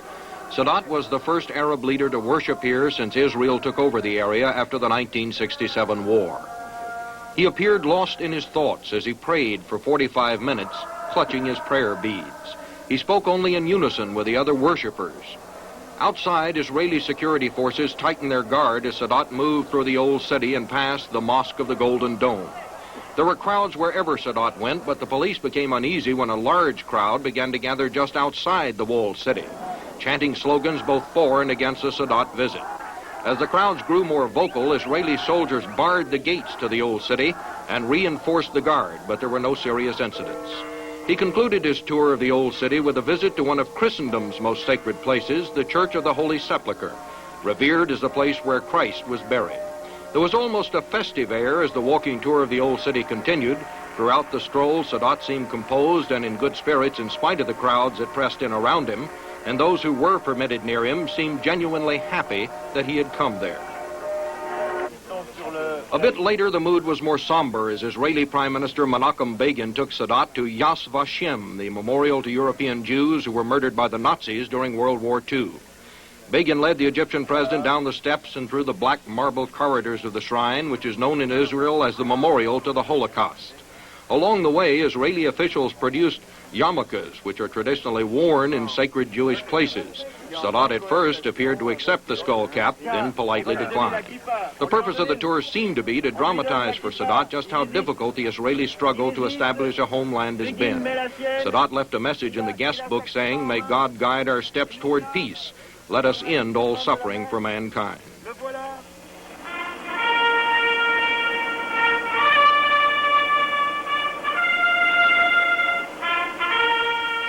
But perhaps the day's most dramatic moment was at the Knesset building, the home of the Israeli parliament, where an Egyptian flag was raised to fly beside the Star of David. It was here at the Knesset that Sadat and Begin would make their historic addresses before the parliament in a packed gallery that included a visiting American congressional delegation. Sadat in his speech was cordial but firm. Begin was just as firm but held out hope for an eventual agreement. In the past, we had reasons for this, yes.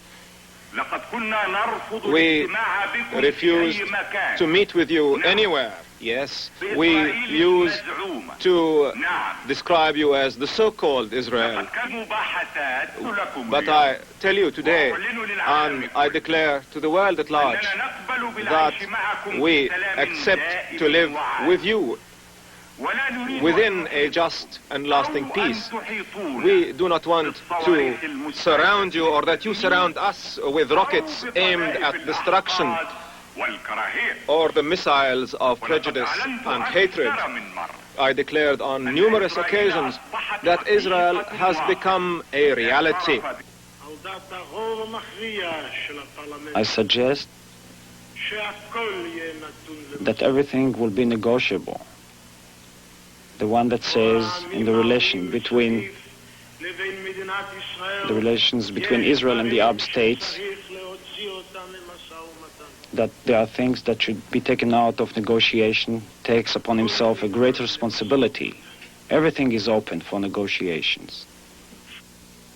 The members of the Knesset reacted to the Sadat speech with courtesy and what seemed to be curiosity. Back in the United States, President Carter paused on his way home from church where he had prayed for the success of the Sadat visit. President Sadat would be courageous enough to go to Israel will transform, I think, the Middle Eastern peace prospects, regardless of the outcome of this particular visit. It's a breakdown in 30 years, perhaps even centuries of hatred. And I was particularly touched yesterday when President Sadat walked down the red welcoming carpet and shook hands with Mr. Dayan, and he and Mrs. Meir exchanged a friendship, and he bent and kissed her on the cheek. I thought that was a great occasion. I think it will be a major step forward.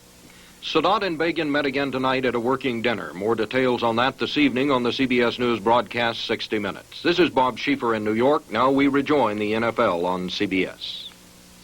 Okay, thank you, Bob. And Phyllis, the report out on the West Coast is that Ken Stabler's knee injury is not serious. They are now at the half, and the Oakland Raiders lead the San Diego Chargers 7-6. Phyllis, you've got a reminder about a special program tonight. I certainly do. You were there, I was there, and it all happens tonight right here on CBS. Farrah Fawcett Majors against Dick Van Patten in tennis. Olympic decathlon champ Bruce Jenner against little Christy McNichol in skateboarding.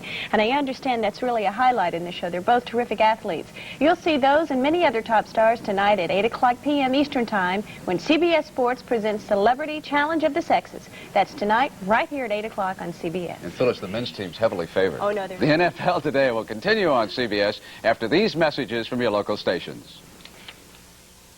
Join top Hollywood stars for the AFI salute to the greatest movies of all time tomorrow night on CBS.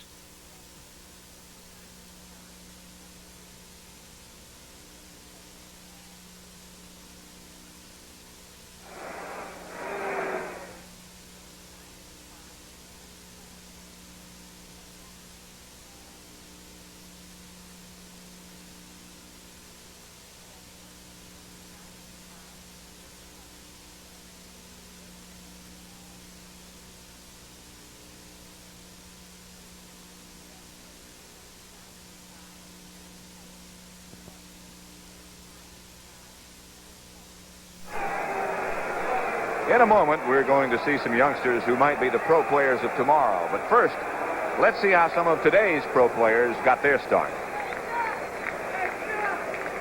Hi, I'm Mike Kirkland, and I'm a quarterback with the Baltimore Colts.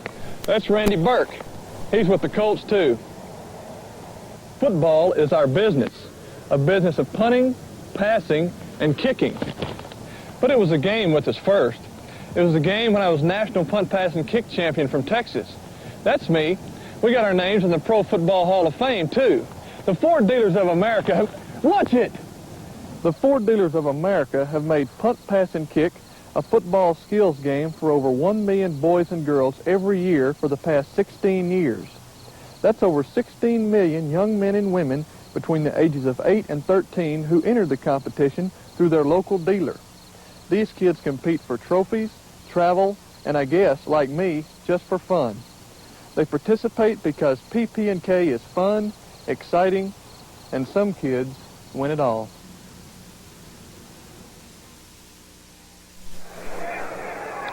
Ladies and gentlemen, these youngsters have already competed in the kicking and punting events. Now they'll compete to see who can pass the farthest and most accurately. Their scores will be totaled. We'll see the winners later on. And now, if the officials on the field are ready, let's go to the action. Our first 8-year-old passer is from Freeport, Pennsylvania. He is Jeff Christie. Go, Jeff.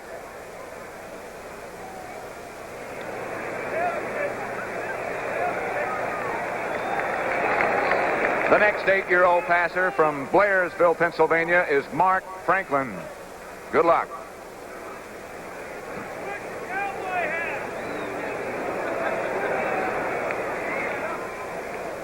And now we move to the 9-year-olds.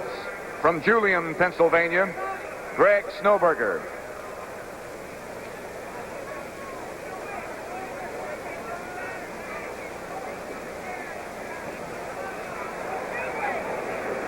The other 9-year-old contestant from Pittsburgh, George Cupitz.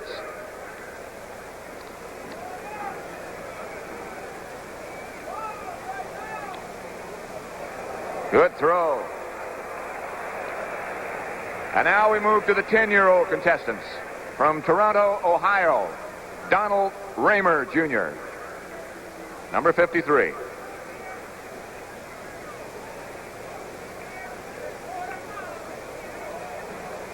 Fine throw.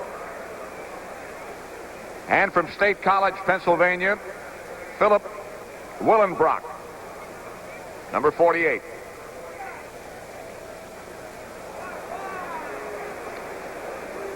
And now we move to the 11-year-olds. From Salzburg, Pennsylvania, Harry Buell III, number 78.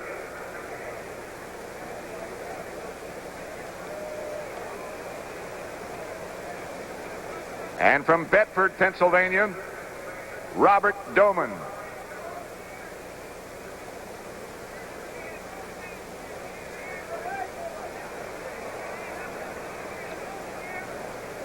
And out of the 12-year-olds, from Washington, Pennsylvania, Randy Arons, number 82.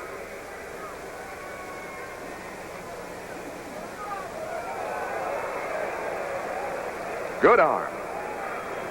And from Elkins, West Virginia, Scott Hopwood.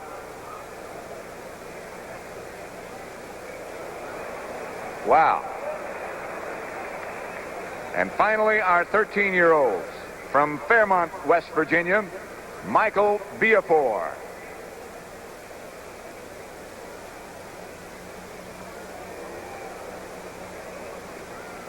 And finally, from Pittsburgh, number 72, Patrick Reed.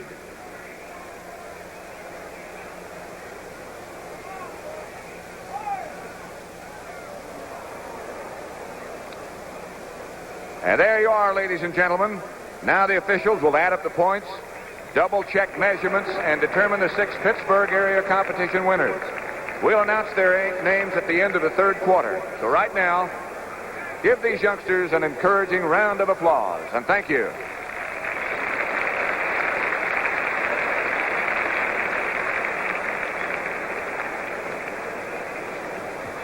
We're at the half of the contest between the Dallas Cowboys and the Pittsburgh Steelers.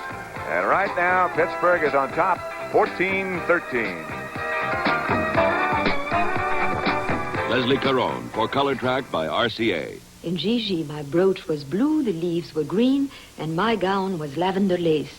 If these colors don't look right to you, you should know about Color Track from RCA. Getting the color right is what Color Track is all about. It actually adjusts the colors and locks them on track. Before you see the Color Track system grabs it, aligns it, defines it, sharpens it, tones it, and locks the color on track. RCA is making television better and better. The preceding announcement was brought to you as a public service by the National Football League. The National Football League is furnishing us with one heck of a contest. And not a bad view either. Central Casting must have brought in that moon. I looked at the clock thinking maybe we'd overslept. It is some kind of a scene for a football game, isn't it? I'll say. First half stats are wild. Bradshaw's been completely in control. But look at the rushing yardage, thanks to Franco's 61-yarder, 127 yards for Pittsburgh, and Dallas only gives up the average of about 114 over 4 quarters. He's been careful. The only turnover was the one fumble by Franco Harris, and obviously he atoned for that. But that's been the big bugaboo with Pittsburgh. Just don't give it away. They play tough. Roger Staubach, 11 out of 15. Bradshaw, 4 out of 8. And neither team is grim about it. They're just going out and locking on the hat and going to work again. I really like this kind of a football game, Patrick. You have to. You have to like the way he's played, too. Again, that left wrist in a cast. Terry Bradshaw been playing with that fractured left wrist for the last 2-3 weeks. Butch Johnson, Larry Brinson. There's the cast on the left hand.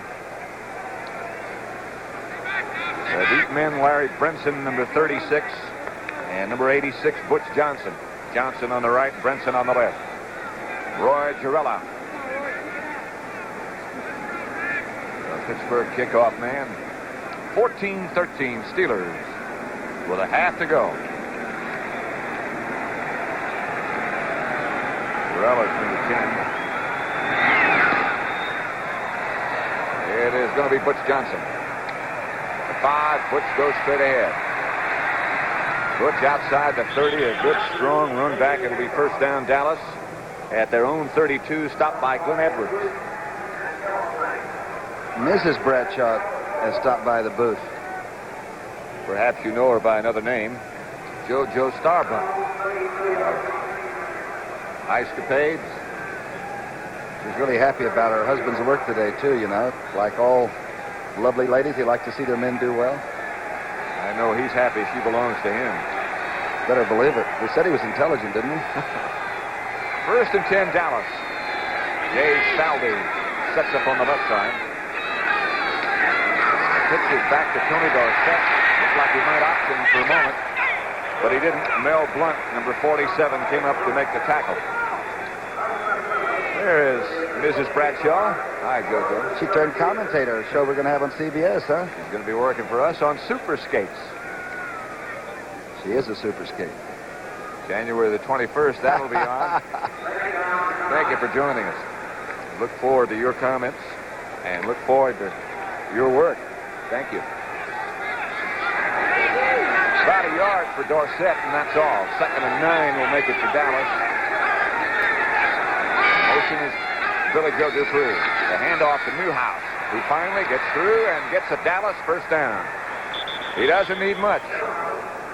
Newhouse about 210 and 5 what? 6'7", something like that? I would say he's about 5'7". He came in the league at 5'10". Tell you one thing, Fitzgerald and Lawless really did a real good scissor block that time. But nothing comes easy against Pittsburgh. They keep beating on your back. Ball at the 48. Dallas first down on that run by Newhouse. The Steelers lead 14-13. Joe Dupree, closest to you, now goes in motion. The handoff. Newhouse was wrapped up as soon as he got the handoff by Joe Green and Dennis Winston. It's the first time I've seen Newhouse ever really go down on his tracks. And the reason was number 75 was clutching at him. In the event you might have joined us late, Jack Lambert is not playing. His place in the middle is being taken by number 53, Dennis Winston, a rookie. There he is. And that, of course, is the other guy who made the tackle. Number 75 is so very familiar. The leader. Joe Green. Roger Staubach on 2nd down. Drops. Fires. Caught. Billy Joe Dupree with the sure hands made the catch. Glenn Edwards made the tackle. And it's going to be close enough for them to measure. I'm telling you, it took a good set of hands. This ball is thrown low, and Dupree has to come back for it, and Edwards is really right on his numbers. Look at this catch. That's how close the game is. Every play could be this way or that way. A blocked extra point is the difference right now. Winston blocked Frin Herrera's try after the first touchdown, and it made it 6-0 Dallas. Franco Harris came sprinting back. First and 10 Dallas to Pittsburgh 42. Franco Harris went 61 yards on his touchdown run.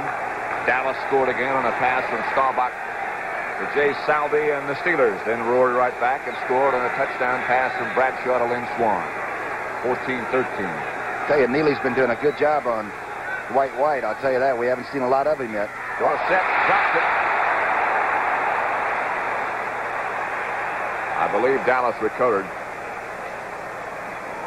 Dorsett was looking upfield before he had it. He recovered it. It's a good idea, but it's hard to take care of the ball. Rams in control out there in the third period now. It looks like their defense is playing the way the Ram defenses usually play, huh? 17-3, they lead the 49ers.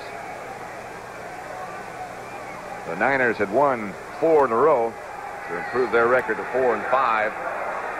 The Rams went into it 6-3. We got a crossing pattern, maybe. Newhouse shifts. Second down. About 12. Ball high in the air and nobody can get to it.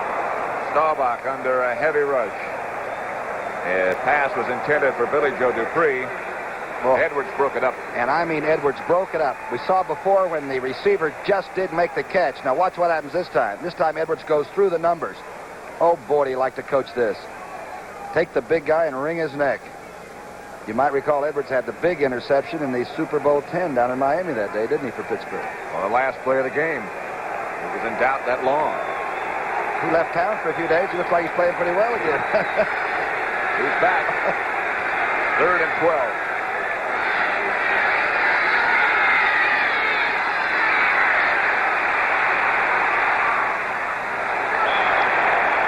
Intended for somebody, but I'm not sure.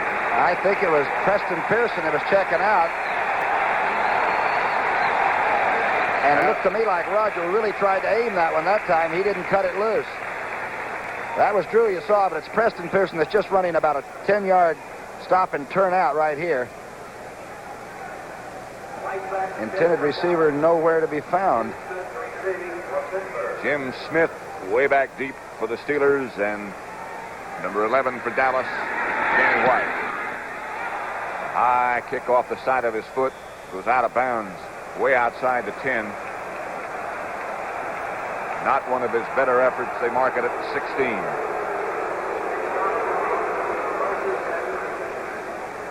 So Pittsburgh's offensive unit gets its first crack in the second half. The Steelers lead the Dallas Cowboys 14-13.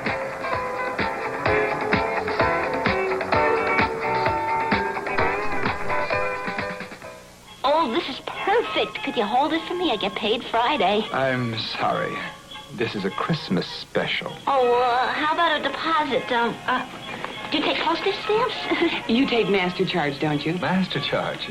Of course. You've just seen Clout in action. Clout is your master charge card, your personal account for Christmas shopping in over 2 million places. Carry Clout and relax. Oh, boy, do I need one of those.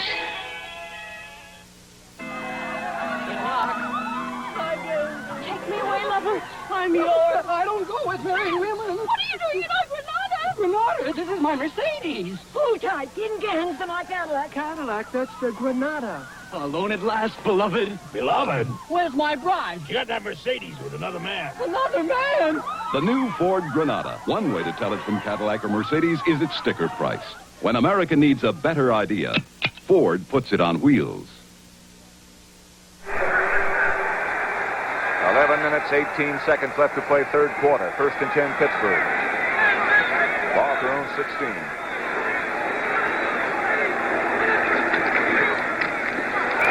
Franco Harris hit by Jethro Pugh almost as soon as he got the handoff from Bradshaw. D.D. Lewis helped him out.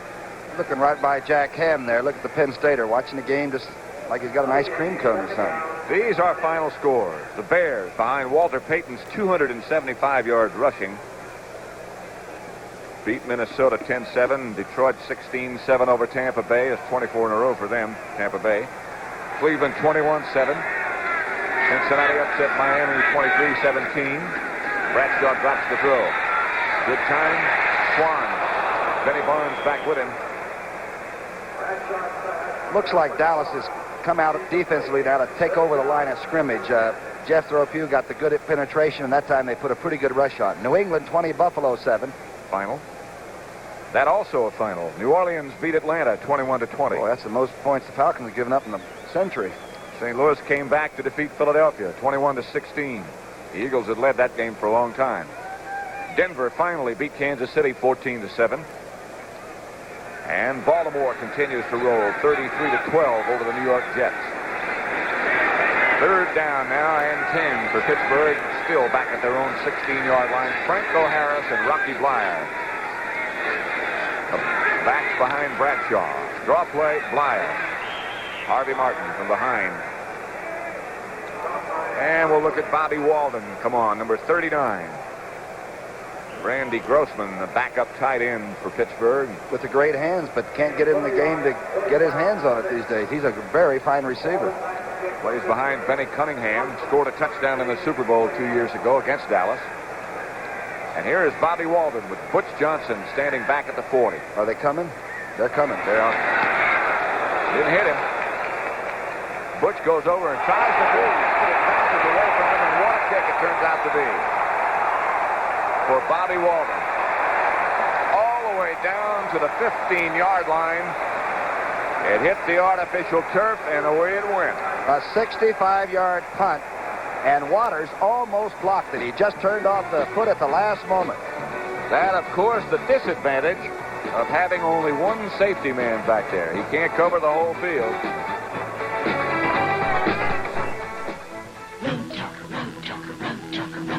Road Talker.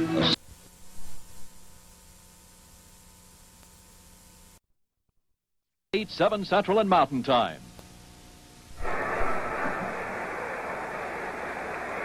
First down, Dallas Cowboys after a tremendous punt by Bobby Walden. Cowboy ball at their own 15. 14-13 Pittsburgh leads.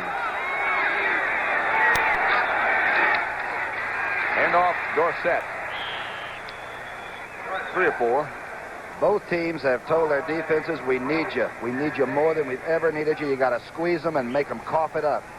And Dorsett that time looked like he was going to pop through the hole, and it closed up. Ernie Holmes had him, and end of saga. Dwight White helped. Think Roger will throw this time? No. You? I don't know. He's going to have a few people hanging around him if he does, I'll tell you that. No shotgun. 5 or 6 to go.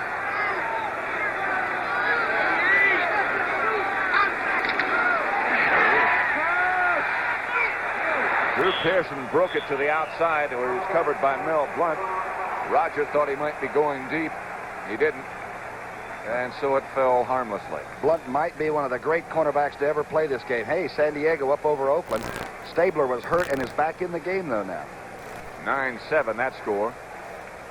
That on the West Coast and running about the same time as this. There's Mel Blunt, who had some contract difficulties, did not play at all during training camp periods. He missed 59 days of training camp. That's not too bad. That's pretty good, in fact. That's right. If you can get away with it. Dorsett and Pearson are the two backs in the backfield now as Roger Staubach goes into the shotgun. He throws it intended for Preston Pearson. And Blunt and Taves were all over him. Danny White will be back again to punt for Dallas. And the defense gets the standing ovation from the sellout crowd at Three Rivers. And Bobby Walden's punt is going to be a big factor in this entire period. From the shotgun now, the short out, and Taves is over there with Blunt. And I said the defenses are turning on. Watch this play. That's action. Ball fell down on the back, actually, of Pearson. Blunt might have had a chance to intercept it. Danny White gets off a shot. Jim Smith goes back and tries to field it, but it goes out of bounds at the 38-yard line where the Steelers' offensive unit comes sprinting onto the field. Steelers got the best of that punting exchange by far. Let's watch that line of scrimmage coming up, Pat. It's going to be pretty vicious, this series. That's what's going to settle it. We've got 8 minutes and 58 seconds left to play in the third quarter. Energy for a strong America. It starts here on the North Slope, the incredible 800-mile Trans-Alaska Pipeline. Now that it's completed, the oil it carries will reduce the payments America makes for foreign oil by billions of dollars each year. And each tanker of North Slope oil leaving Valdez Harbor carries a vital new source of energy for a strong America. Meet my new friend, the Norelco Brewmiser. Hello. He'll tell you how the Norelco Dollar Brew helps save coffee. With today's coffee prices, why make a full pot when you only want a few cups, huh? With my Brewmiser, you can make just the number you want. And still dial perfect coffee every time. Light, medium, dark. Good. Pay less, pay more. You can't buy a finer coffee maker than Norelco. Or one that will save you more coffee. Believe him. Believe him.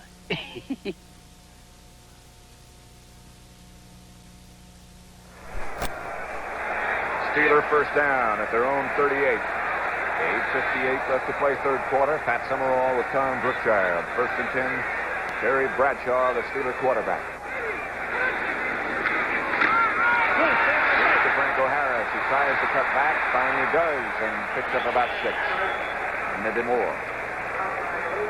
D.D. Lewis played it as well as you could play it, but Franco's always had that ability to look reluctant, like, I'm not in too big a hurry, the play's gone anyway. Watch it. Watch D.D. get to the outside, cuts him back. Blyer stays with it, by the way, which he always does. And now he puts it down and gives you a load. Randy White also came out to help out. Franco got more than it looked like he got. 7, in fact. 2nd and 3.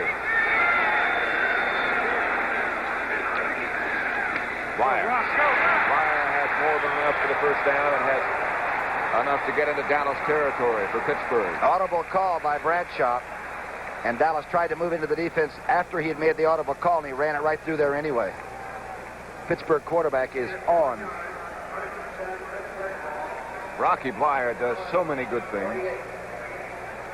Tom mentioned a minute ago about how he stuck with that block. And he's one of the best blocking backs you'll find anywhere. Back there with Franco. First down, Pittsburgh, Dallas territory now. Bradshaw gives Blyer. And again, he gets good yardage. Underneath, over the...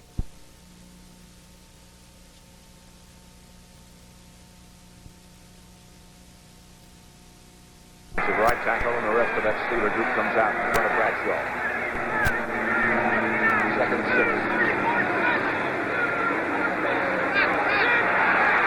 Long snap. Franco Harris. Cuts to the inside. Cuts the first down.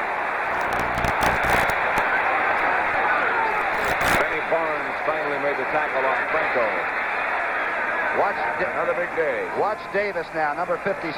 Get out in front of this. Here's the veteran. Watch this block he makes. Young people watch it. He takes Harris and cuts him right in half. And Franco goes laterally about 5 yards with no move at all. And I'll tell you, downfield, he runs like a halfback and hits like the fullback, doesn't he?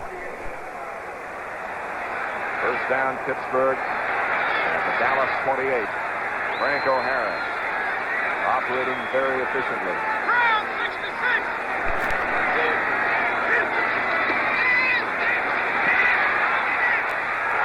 Stalwart. Steeler touchdown.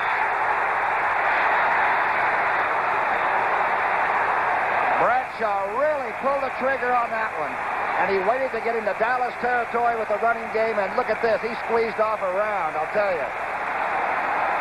Stalwart comes across the middle, has never felt the pressure of defensive backs. They'll get good pop blocking. They go right out and take Dallas on the line of scrimmage. The stun doesn't bother. Look at this throw.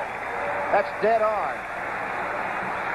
That's a 3rd touchdown for Stalwart in the last 2 games. 2nd touchdown pass today by Bradshaw. 1 to Swan, now 1 to Stalwart. Girella makes it 21-13, Pittsburgh over Dallas. Here it is again. Speed.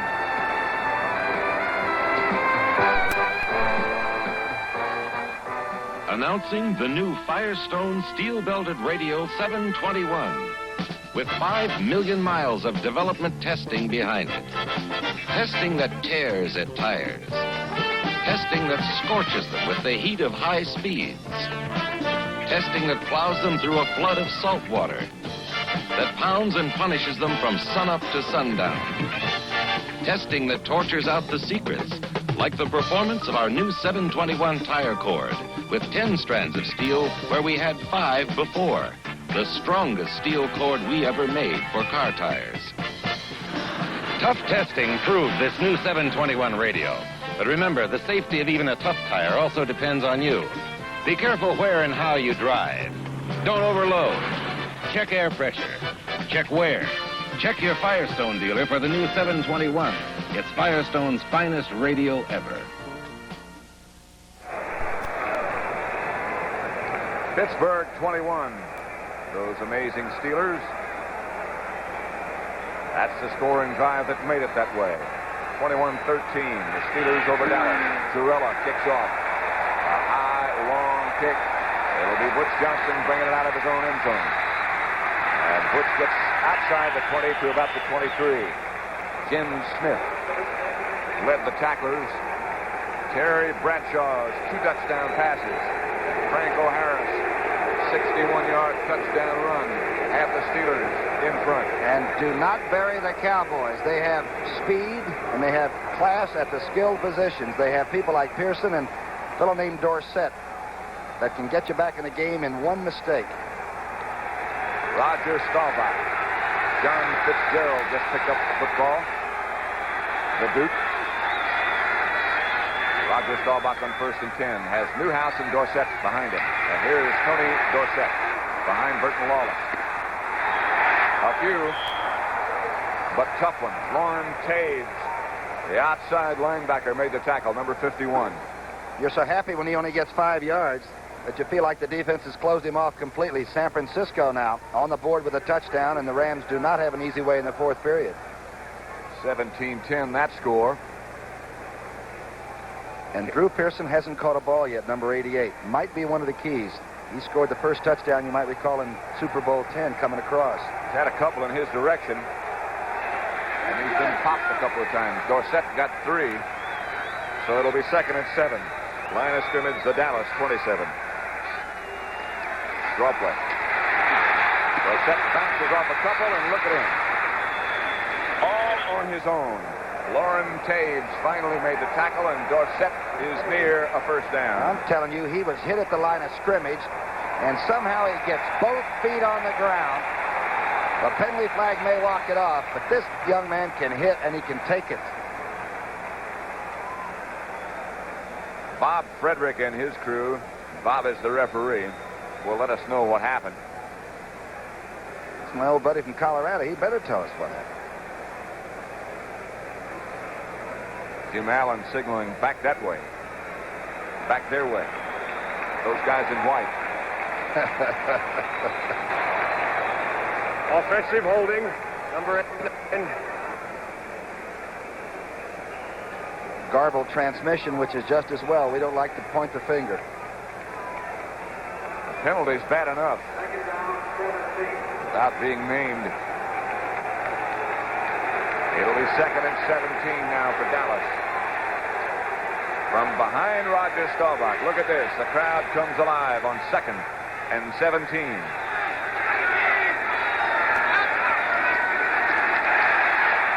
Straight drop. There it is. Drew Pearson's first reception of the day. Jim Allen on the coverage. And you can keep him quiet for a while, but not forever. Now, I'll tell you one thing. Roger has to load it up in a hurry. The Steelers just came with 4 people, and they all almost got there. High throw, and Pearson just keeps it in bound and tries to steal an extra yard or 2. Watch the rush. Watch this. He takes 2 with him, trying to open it up so Furness can come up the pipe, and then Joe goes ahead and makes the rush himself. He's down 11 pounds from that 270-something. He looks like he's pretty healthy. I think he got all of his vitamins. He had missed a meal, I'll tell you that. First down for Drew Pearson. Roger Staubach moves Dorsett deep. Fakes to Dorsett. Throws outside. Overthrows. Butch Johnson, the intended receiver, stopped and covered by J.T. Thomas. Houston 10 now, Seattle 3. Houston's record in the AFC Central was 4-5. They could get it up to 500. Talk about a race. Cleveland's already won, so they're 6-4. Pittsburgh trying to go 6-4. Cincinnati won. They beat Miami. They're 5-5.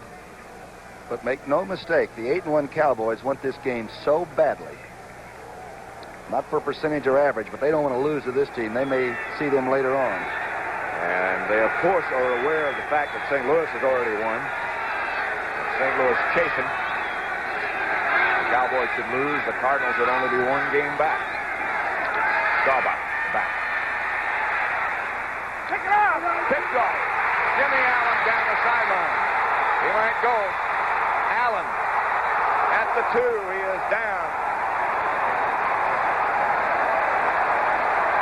Ralph Neely on the tackle, but Allen made the interception. And Roger looked at Dupre all the way and laid it right in there, and he's really been guiding the ball. He has really been making too short. And Allen's got the great speed. He's limping a little bit, but I have a feeling that hurt will go away. All right, watch this. Roger looks all the way at Dupre coming by, and now tries to straighten it right in there. Excellent move by the safety man. Kept off the white line. And now Neely comes up to snuff him there. And it's 1st and goal for the Steelers.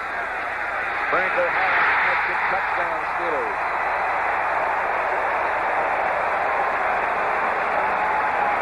They lead 27-13 all of a sudden.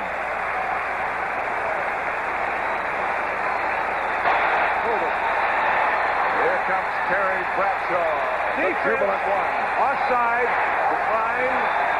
In the background and underneath the roar of the crowd, you could hear Bob Frederick saying the defense was offside, but that's academic. Chuck Noll welcomes Franco Harris after his 2nd touchdown of the day. What was that touchdown drive? 1 play? 2 yards. Sutton. Flags are down again, but Jarrella's kick is good to make it 28-13, Pittsburgh. And this battle may have just begun. There's a long 4th period that stretches out in front. Defense. Offside. Point's good. And we Here's a touchdown by Franco Harris. Weak side run. Look at the blocking. A stand-up job, his 2nd of the day. He has 139 yards. I'm talking about number 32. Number 50, who threw that key block, was Jim Flack, the offensive guard. And he just shut off Aaron Kyle. The CBS Sports Spectacular next Saturday at 4:30 p.m. Eastern Time will feature the Los Angeles Times 500. Also a countdown to Super Bowl as we retrace what happened this year in the world's strongest men competition. Are lifting women? They have a girl in a cage on each side of the strongest guy. She weighs 110 pounds. Each girl, I mean. Right. And they pick her up. In the cage. And the girl doesn't gain weight, but they put more weight in the cage. That's on the Sports Spectacular. Thought that was a battle of the superstars. I thought when I first heard about it that the girls were going to try to gain weight. Roy Jarrella approaches the kick. Butch Johnson and Larry Brinson are deep, and Brinson will start at a stop. Now he brings it out. The rookie from Florida gets outside the 20. Still on his feet. Larry Brinson still on his feet after the 40. What an effort. Brent Sexton finally made the tackle. Remember, we're still in the 3rd period. Besides, I'm out there. I'm caught now. This young man, by the way, just barely made the squad. Talk about the extra effort and balance again. There's Jarrella in a feeble attempt at a tackle. Larry Brinson is a free agent. Free spirit, too. From Florida. Cowboys believe he's going to be a fine player. He just showed you why they believe that on that kickoff return. First down, Cowboys at their own 39. 10 to go, 5 minutes to go in the third quarter. Staubach gets to Newhouse. Winston chases him down along with Jack Ham. That defense is fired up now. And Jack Ham always made the defensive play on the sweep look so easy that you sometimes thought everybody should do it that way. So quick. Oh, he's so quick, and he's about 215 or 16 pounds. He looks undersized. He just is always in the right place. Bum Phillips' group leading Seattle 13-3. Tells you their record a little bit earlier. They're 4-5, trying to get it 5-5. The AFC Central is something else again. Staubach to Dorsett. A few, but not many. Ernie Holmes, number 63. Ernie Holmes is really giving Fitzgerald a tough afternoon down there, and Fitzgerald's got to be one of the top 2 or 3 centers in football, and Big Ernie, number 63, is just packing it in. That'll bring up a third down situation for the Cowboys. 6 yards to go, and they bring in the group that they figure operates better on a passing situation. Steelers, nothing is easy, but their schedule from here on in is not that difficult. They play the Jets next week. Dallas, rough road. Roger Staubach looks, finally pulls it down, throws finally, knocked down on the sideline by J.T. Thomas, and Dallas and Danny White will have to punt. And Roger was just glad he could throw it to somebody and get it knocked down. Listen to this crowd. And Art Rooney must be up clapping with them. Talked to Mr. Rooney at the half. I said to him, good first half. He said, I wish it was over. They were ahead 14-13 at the half. Dangerous punt return man. As we said, Smith doesn't even know what the fair catch signal is. Jim Smith is number 86. Number 11 there is Danny White. High kick again, aiming for out of bounds. Smith lets it go there. Just barely out of bounds, no return. At the 20-yard line is where it's marked. Just looking ahead at the schedule for Dallas. And keep in mind that St. Louis, the pursuers, have already won. Dallas has Washington in Washington next week, then Philadelphia, then San Francisco, and they finish with Denver. And Philadelphia played Dallas tough 2 or 3 weeks ago, too. That whole schedule's rough. The Rams now 20-10 over San Francisco. The Steelers' remaining schedule, the Jets, Seattle, Cincinnati, San Diego. Here's Rocky Bleier. Bleier knocked down hard by Bob Brunick, the middle linebacker. You know, I got to believe that Chuck knows preparation, and they tell me there were some 3-hour practice sessions, which is unheard of, really, in modern football, but because of the crazy offense that Dallas has, plus the getting their own offense together, Noel really worked these guys hard upstairs, you know, and Cerebral team is a pretty good team, and it looks to me like their game plan offensively is excellent. We haven't had one call for Thomas Henderson, the great linebacker, today, not yet. You're right. I haven't thought of that. 3-yard pickup by Bleier makes it 2nd and 8, and Rocky comes in motion, and Franco Harris comes behind him. Franco taken down by Charlie Waters on a good play. A gambling play. Remember, the Dallas team has intercepted at least one pass in every game. Not yet today. A long yardage situation now for Dallas. A situation that everybody who faces them dreads because they make so many defensive changes. They come with 6 defensive backs and 16 different kinds of blitzes. Armed, too. Steelers have handled it well, and so has that guy, Terry Bradshaw. Good day for him. He fakes the draw. He throws the screen, and it's set up well. Rocky Bleier out close to midfield in Dallas territory before he's down by Benny Barnes. What a place to call a screen, though. Dallas having some trouble maintaining the line of scrimmage. Watch them come this time. And Too Tall Jones chases Bradshaw back along with the safety blitz. Now watch Webster, number 52, the offensive center. Downfield blocking is tough, huh? He gets Harris down. And Lynn Swan was even trying to block downfield. That's an effort. That is one of the most difficult plays in football to execute. The screen pass. It looks so easy. But believe me, it's not. And you'll never see it done any better than that right there. Rocky Blyer on the receiving end. Franco Harris this time carries and gets back for a couple. Jethro Pugh came out on the pursuit and made the tackle. The whole line came out on the pursuit. The whole defensive line just moved it over, and D.D. Lewis stacked it up long enough. Now they're chasing hard, and they know they've got to get the ball back. Now if you go with misdirection, look one way and screen another, anything now that Bradshaw might want to come up with, they could keep this ball alive. Just saw Lynn Swan talking to Terry. And I got my guy. You ever see a receiver who didn't want to catch the ball every play? All of them, on every play. You wouldn't want a receiver if he didn't think he could get open, would you? That's right. 2nd and 9. Line of scrimmage, the Dallas 47. It's 28-13. Jethro Pugh leading that charge. You know how many conversations are going on every play, and obviously the folks at home not only do not want to hear what's being said, but we can't let them. But there is talking among all 22 as they come together on each play. That's the end of the third quarter with the score. The Pittsburgh Steelers 28, the Dallas Cowboys 13. We now pause for word from your local station.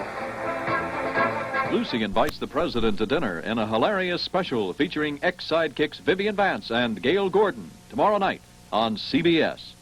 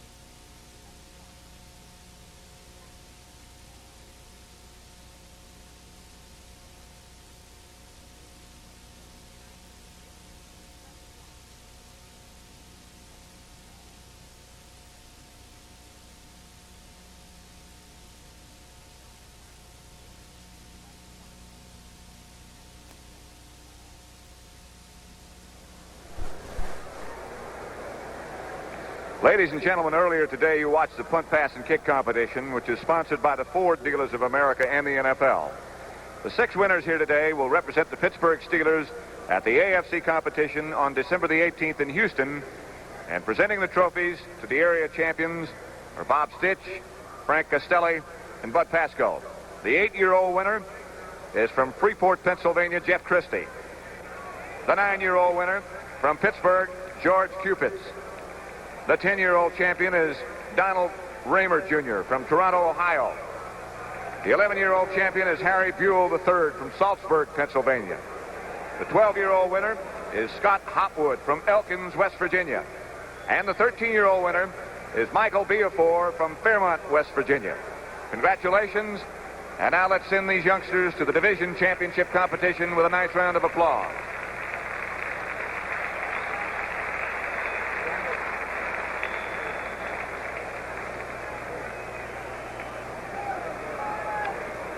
Joe Green looking on. Hard to believe he's one of the real nice guys off the rectangle, but he is. White. But the offensive unit is the unit at center stage right now. And Terry Bradshaw is the central attraction. Number 12. Fakes, throws to Stallworth. Flag is down. Linemen have got to be downfield, like 4. I'll tell you, that's just a play we thought you might be able to get away with, but did you ever see so many Dallas Cowboys riding over? Benny Barnes was the first Cowboy to ride. Flag went down immediately as the Steelers had to have guys downfield. Offside. That's how far they were downfield. And on the screen, you know, if you have to fool with the ball to get it out the way Bradshaw did, they take about a count and then go. the old screens, the 4 and 5 count screens, are dead now. Offense, offside, declined. Defense just too quick. So Roy Girella will punt. Cowboys send that guy back. Butch Johnson, number 86. I beg your pardon. Bobby Walden. You scared Girella to death. He hasn't been called in 4 games. That's right. He hadn't tried a field goal in 4 games.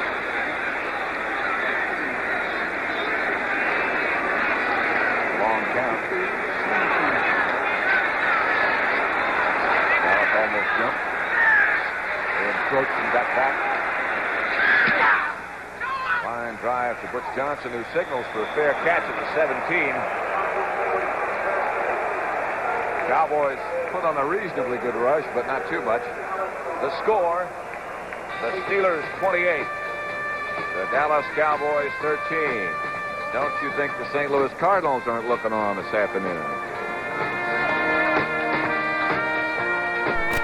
Introducing the Ford in your future. The new Ford Fairmont Wagon.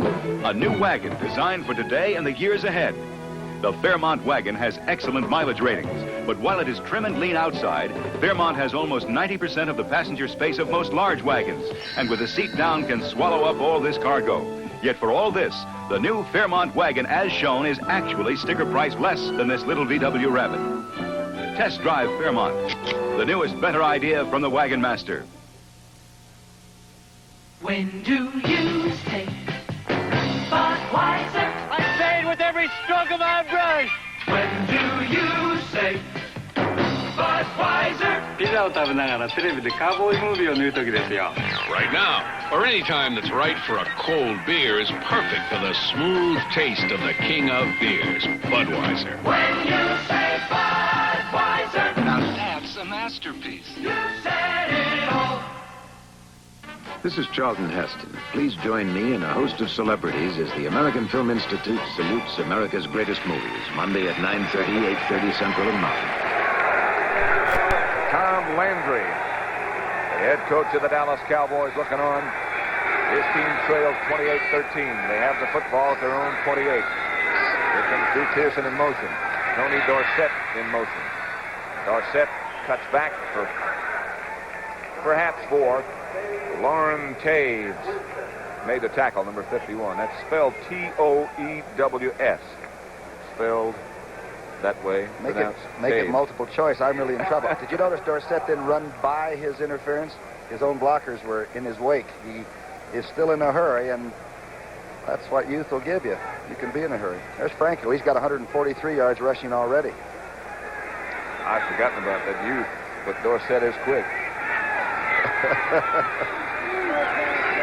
2nd and 5. He got 5. Roger Staubach drops the throw and throws. Caught by Jay Saldi. A heck of a catch. J.T. Thomas made sure he stayed down. They tell me Jay Saldi has really developed.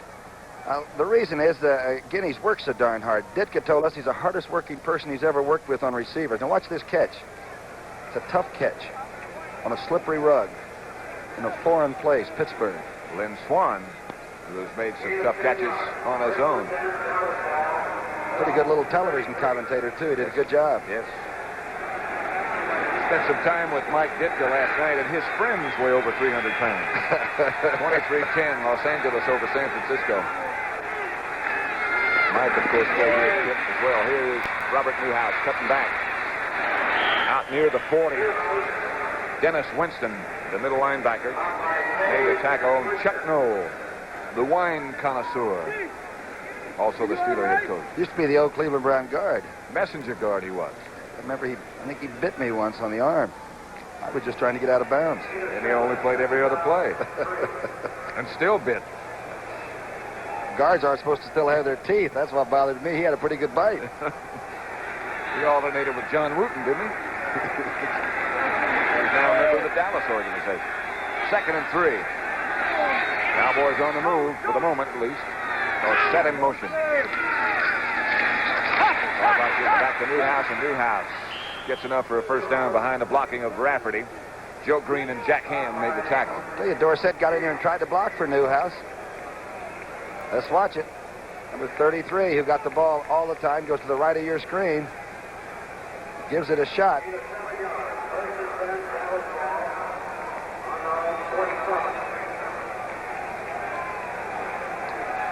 First and 10. The Steelers season this year, very similar to what happened to them last year. They like to get their backs to that wall, don't they, and then scratch. As Joe Green said, the time for talking is over. It's time for playing. They've been doing it. Dorsett behind the fake. Throws outside. Burton Lawless was out there with Dorsett. And Burton, who has never caught a pass that I know of, what's that with whistle under his arm? Well, they're going to call, the flag was dropped late for an intentional grounding, and I think it's really a rotten call. Obviously, Lawless was the screen blocking guard on that thing, and Dorsett was right in his shadow, and I don't think this is a legitimate call at all. Illegal receiver touching the ball downfield. He didn't catch the ball downfield. You said he was a friend of yours, Bob Frederick, I mean. No friend of Dallas right now or anybody else. Dorsett was out there with him. Yeah, Dorsett was standing in his shadow, and there were 3 Pittsburgh Steelers over there. I don't blame Roger for complaining. It's about the only weapon the quarterback has, bless their souls, and that's to unload it once in a while, and he was really trying to throw it to 33. Loss of down, too, you know. Yeah. 33 became 66. Ineligible, touching the ball downfield. And it's a loss of a down also. Second down.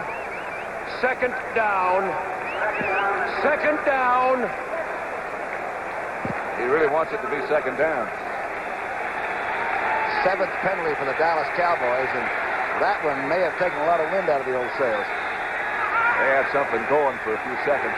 So it's 2nd and 20. Line of scrimmage now back at their own 37 as Roger Staubach fires. Caught by Drew Pearson. Spins away from a couple. Still gets away from a couple. And gets the Dallas first down. Mel Blount was in the tackle of Drew Pearson that time, but Drew still got the first down. He averages about 17 or 18 yards a catch, and some of it is just incredible gymnastics. Now watch him come across. Now remember this secondary, they've been banging him all day. He doesn't give up here. Now Mel Blount gets him by the arm in a minute and tries to wring his neck with it, and Drew still won't go down.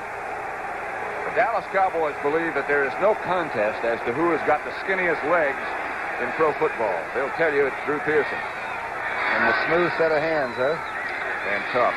Dorsett looked like he was going to throw. Still looked like he was going to throw. Finally found the handle, and he was stopped by Ernie Holmes and Lauren Taves. Look where Drew Pearson is. He's down on the 15-yard line all by himself. I think he was trying to throw and might have lost control and decided. Yeah, he was going to pass. He has thrown one already this year for a completion against Washington, and he had that in mind then, but just couldn't get it all together in time. Oakland and San Diego in a rather surprising happening. 12-7. The Chargers over. Oakland in the 4th quarter. Fouts back at quarterback, huh? Came back last week after that long holdout, and after saying he'd never play for them again, he's back playing. 2nd and 8. Dorsett, a 2-yard pickup. After Staubach behind good protection this time, deflected by somebody in the front 4. Joe Green, I think, got the big hand. Boy, I'll tell you, Joe Green on the line of scrimmage has really been savage. I'm not kidding you. Watch the right part of your screen. Rafferty's throwing it in there. Joe has been using the arm whip and throwing people away like nobody. Now watch him get off balance and then get it up. Wet powder just didn't come off, did it? It's like the World Trade Center coming down on top of you. It'll be 3rd and 8. Preston Pearson is in the game. An excellent receiver. Golden Richards split wide to the right. Drew Pearson left. A lot of folks. Over the head. Intended for Jay Salvey. He couldn't quite hang on, and it bounced off him. Looks like they're going to punt. We got 9 minutes and 53 seconds left to play, and again the defense comes off to the acclaim of this Pittsburgh Steeler crowd. 28-13, they lead. Another sellout for the team of Art and Dan Rooney. And I'll tell you, one of the great stadiums to come to, you really feel like it's football, huh? Isn't it nice?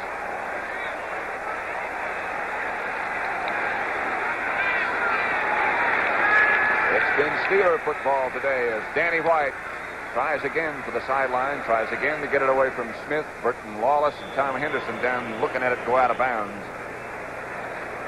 You know, Dallas has been preparing for Pittsburgh, thinking Pittsburgh's going to fumble the ball 4 or 5 times. We might get 2 or 3 interceptions. It simply has not happened. 9 minutes and 45 seconds left to play in this contest, and Pittsburgh in command.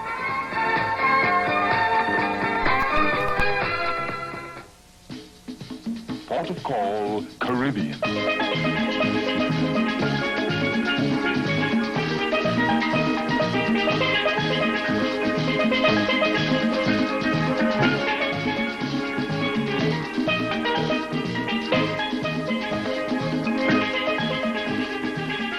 The Navy. See your local recruiter or call toll-free. It's not just a job, it's an adventure.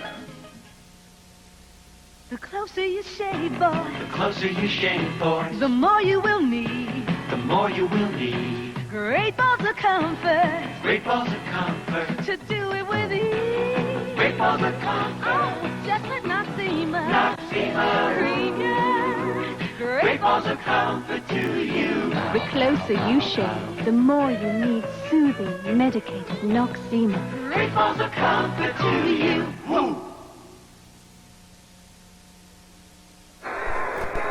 28-13 in favor of that group. Run by Terry Bradshaw, number 12.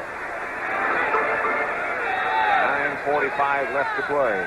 Dallas Cowboys looking like they might lose their second in a row. Franco Harris barrels outside the 15-yard line. Ed Too Tall Jones. Remember when he personally took Minnesota apart in that Super Bowl, 158 yards rushing? The Oilers, 20-3 over Seattle. Bradshaw's job now, work the clock, pull that chain a little bit and get the minutes off and take away chances for Dallas to get back in quickly. A few more plays like that would make him happy, and Steeler fans as well. Second down and 3. First down, Pittsburgh. That offensive line for Pittsburgh, it's not as renowned as the St. Louis Cardinals or even maybe the Dallas Cowboy bunch, but they do a great job. And when they can't block you, they hold you very well. And you know the thing about them, they're not that big. They're all about the same size. When I say not that big, they weigh 245, 250. They have no necks, though. They're just all solid guys. They would be big if they had necks. They'd be tall. Yeah. First down, Pittsburgh at their own 22. Bradshaw gives to Blyer. And Blyer picks up Randy White and a few others. Pittsburgh's not thinking turnover, but Dallas defense is thinking turnover. Let's scrape it. Let's grab it. Make a bad handoff. Which of those two guys do you think that is in the left-hand corner? Rocky Blyer. He didn't look too rocky then, did he? A nice smile for a hard-nosed football player. But you know, he's still got a great smile. That one of the incredible stories anywhere, not just in sports. The Vietnam veteran who was told that he'd never play again is now one of the better halfbacks in this league. Franco Harris, one of the better fullbacks in this league. Cuts back to his right, stopped by Jethro Pugh. Man, there's some hitting going on now. There were 5 Cowboys in on that, on a gang tackle. Again, they're looking for the ball. And you don't want to say it in the huddle like, make sure you hold on to it. You know, the things that aren't happening, you try to act like they can't. But you don't want to fumble it now. You don't want to let Dallas feel like hey, we can snitch it. But the minute you say don't fumble it, that makes you squeeze it just a little bit harder, and that's when it pops loose. It's got helium in it. There's the other member of that running backfield, Franco Harris. That was taken last year. Before he had a beard. Third down, Franco. Does not get his first down. D.D. Lewis wraps around the top part. Cliff Harris had him around the ankle. Is it rough on a Sunday afternoon? Watch this. D.D. Lewis is just playing the best football of his life. Harvey Martin reached a stalemate with the guy who was trying to block him and sort of stacked it up. Benny Cunningham, the tight end, is the guy who's down and being looked at now by the Steeler officials. Benny rolling over right now. We have 6 minutes and 47 seconds left to play in this football game. Pittsburgh 28, Dallas 13. Honey, is this homeowner's insurance high? I don't know. Think it's too much? How would I know? Compare with Allstate. Compare? Bring in your policy and compare rates. If you have a good deal, we'll tell you. But for many, chances are we've got a better deal. We've got a better deal. Allstate might save you some money, but you'll never know until you bring in your policy and compare. Oh, that's a good deal. When you want to save on homeowners insurance, Allstate wants to help. That's a promise from us. The good hands, people. The best-selling American-made small car versus Japan's bestseller. Hello, I'm Jackie Stewart at Indianapolis. Which small car accelerated to highway speed quickest? In the highway entrance test, a 78 Ford Pinto reached highway speed faster than a Datsun B210, faster than a Toyota Corolla, faster than a Honda Civic, with added features. Pinto sticker prices are lower than last year. Check out all the Pintos at your local Ford dealer. Another better idea from Ford.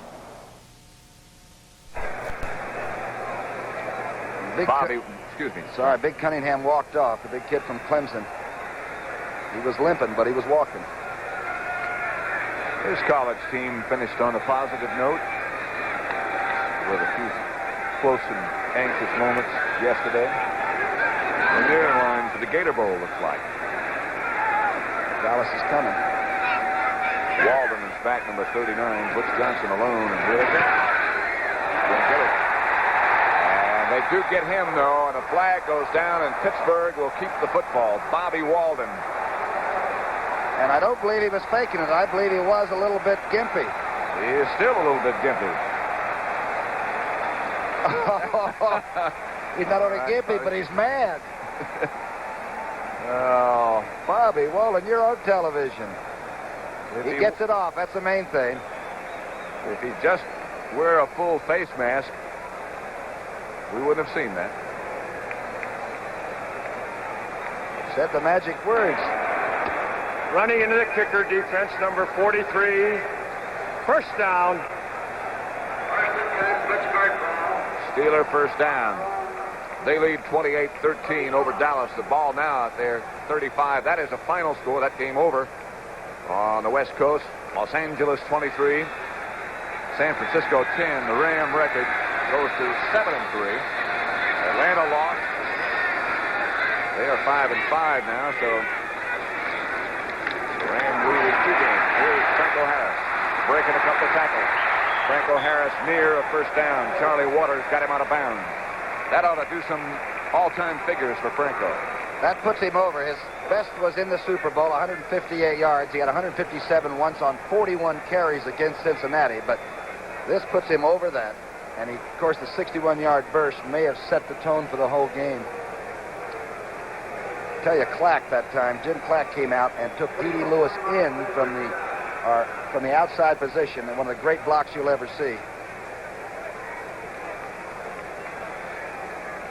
We saw Dallas early in the year when they were really playing well, and honestly, they haven't been playing well in recent weeks. But Pittsburgh, I think, is as good as we've seen all year right now. I think they're very physical. If you want my spot, okay, knock me off of it. And that kind of a team under this kind of a coach, pretty tough late in the year.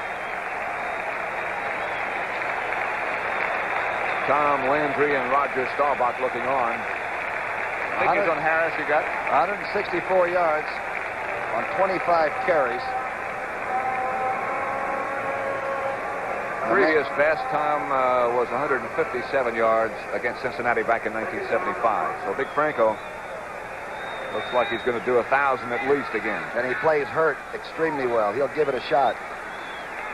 Second and a very short half yard as Rocky Blyer will go for that and get it. Wrapped up by Ed Jones, but he still got the first down. I'm not so sure that Dallas hasn't played well. I just think that Pittsburgh since the 61-yarder by Harris, they just seem to have been in control. As the yard markers move up for Pittsburgh first down, the crowd begins to sense that this one goes into the W column for the Steelers. They lead 28-13. We now have 5 minutes and 40 seconds roughly left to play. Steeler line of scrimmage at their own 46. Terry Bradshaw, the quarterback, as he has been all day. Franco Harris stops and cuts back on the far side and goes down without too much. Stopped by D.D. Lewis. Look at that final score. San Diego 12, Oakland 7. San Diego's record goes to 5-5, and Denver takes over first place in the Western Division of the AFC. And Snake Stabler did have a strained knee and did not finish the football game as the Oakland quarterback. Speaking of strained knees, there's Benny Cunningham, tight end for Pittsburgh, who has a left leg problem, looks like left knee problem. Denver is now 9-1, Oakland now 8-2. Going to be a reverse to Stallworth. Tried a lateral, got it back. Brunig, Charlie Waters wrap it up. Almost that crucial fumble. Everybody inhaled. Waters plays it beautifully. The safety man comes up and is waiting for the reverse. Of course, the Cardinals' sin would be to let Stallworth get outside, which number 41 does not allow. He even spins back and gets the tackle, he and Randy White. Watch the ball come up. Told you, everybody inhaled.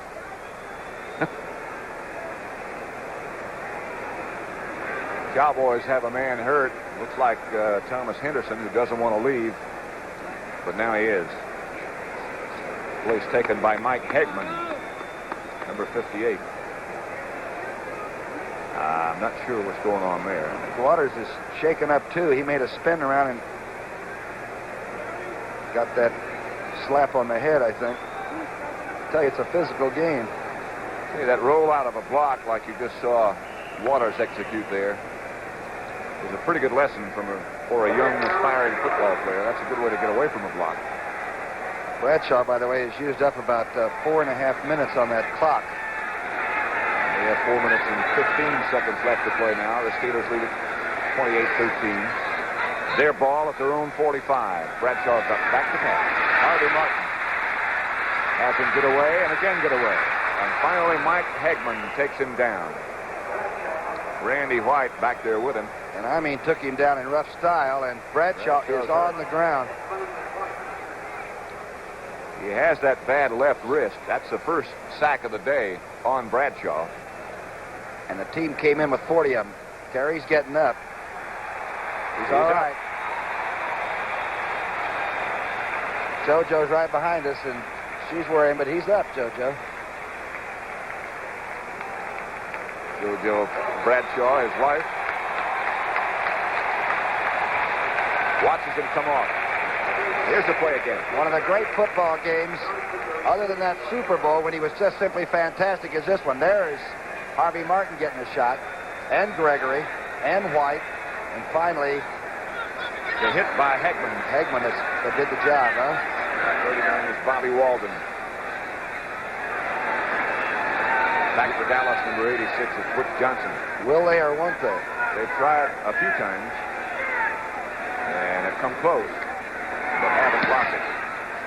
High kick from Walden, and up goes the hand for fair catch from Butch Johnson.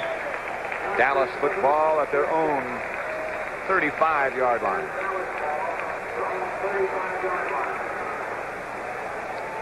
Don't forget, next on CBS, 60 Minutes.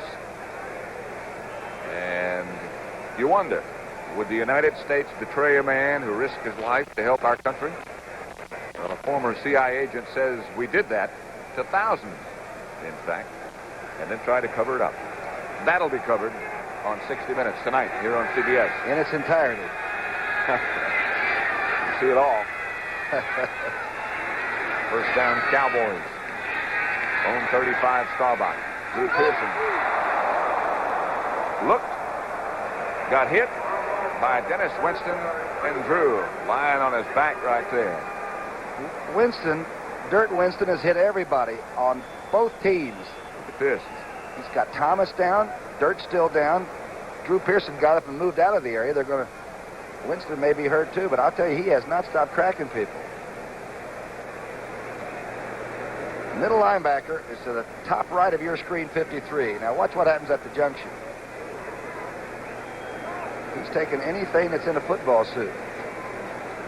They hit each other. Pearson ducked underneath. Razorback's tough, you know it? Yes, he is. He likes to stay close to the ground. That's where he is.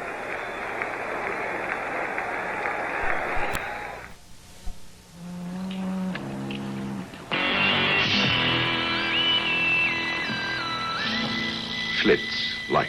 Schlitz Light beer has a third fewer calories than our other fine beer, and all the taste beer drinkers expect from Schlitz. Is that what that guy always drinks? That's his beer. It's the only light beer with gusto. I'll have a Schlitz Light. Make it 2. Beer drinkers know it took Schlitz to bring the taste to light. You don't have to lose sleep worrying about that drive to work tomorrow. Not when you've got Firestone Snowbiters going with you to dig you out and pull you through. They've got 2 sets of deep biting teeth. And in between, traction bars for quiet running and long mileage. In radials, bias, or retreads, they'll put deep in your winter driving. Firestone Town and Country Snowbiters. Pleasant dreams. On the sidelines, I had never seen that treatment before. They had to drag Dirt Winston off, not because he was hurt, because he wanted to stay in and play. Rollin Cole took his place. Roger Staubach drops the throw. Firing deep for Jay Saldy. Almost picked off by Glenn Edwards.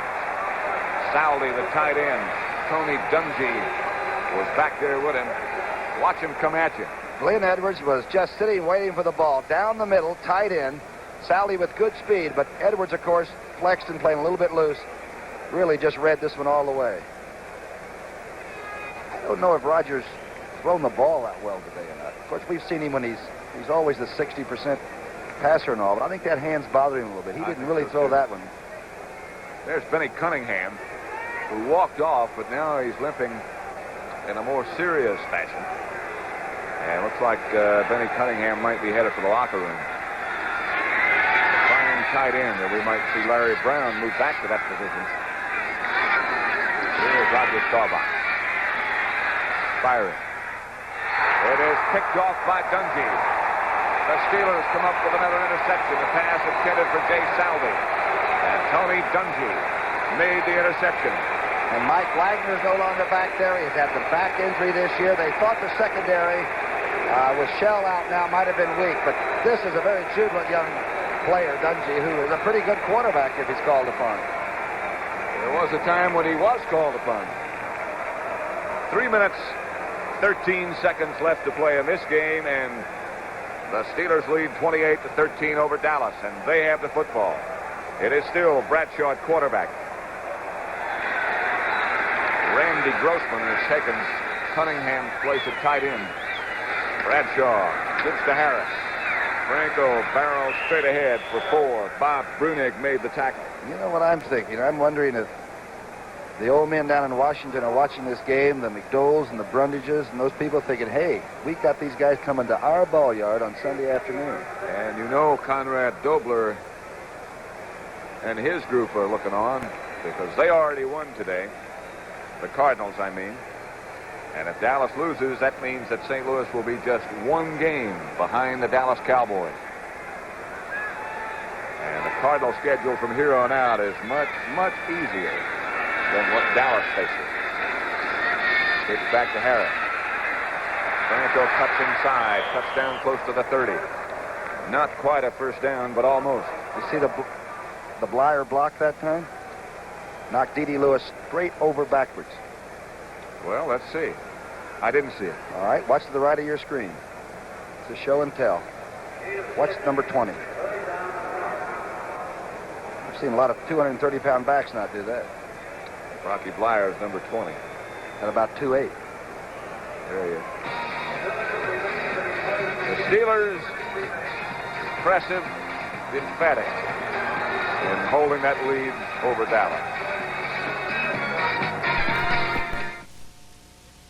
time was when a man spent a good part of his time laying in firewood for the winter. Maybe firewood is an idea whose time has come again. And today, cutting firewood is a lot easier, thanks to Homelight, the Chainsaw King. And now is a great time to buy your Homelight, because if you invest in this Homelight XL right now, you can save $30. And on other selected models, you get a free carry case. From Homelight, the Chainsaw King. Hello, everybody. This is Lowell Thomas. Alaska. Tough on people, tough on auto parts. So we took Motorcraft heavy-duty batteries, oil filters, and tune-up parts to Alaska, testing them in 50 GM, Chrysler, and Ford cars and trucks. After 6 months of Alaskan pipeline country, less than 1% of the parts couldn't take the punishment. No matter what you drive, wherever you drive, ask for Motorcraft auto parts from Ford. Tested tough in Alaska. So long. Somebody's listening to us. And we say hello. And goodbye. Third down situation as Blyer goes in motion and Harris goes behind him with the football. Franco Harris to the 25, another Pittsburgh Steeler first down, stopped by Cliff Harris. Stop. This Dallas defense only allows about 114 yards rushing per game, and Franco's got 179 yards by himself, and Blyer's got another 40. Franco Harris comes out to the acclaim of the crowd. We've been wondering where Phyllis is. Actually, she's back in the studio with Brent Nerve. I don't know how they worked that out, but that's what happened.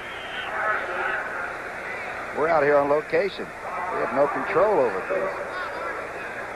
The Celebrity Challenge of the Sexes tonight at 8 p.m. Eastern Time here on CBS, featuring Farrah Fawcett Majors and other celebrities of much acclaim. Don't forget that tonight, 8 o'clock. 1 minute left to play as you look in that Steeler huddle, and they're confident right now.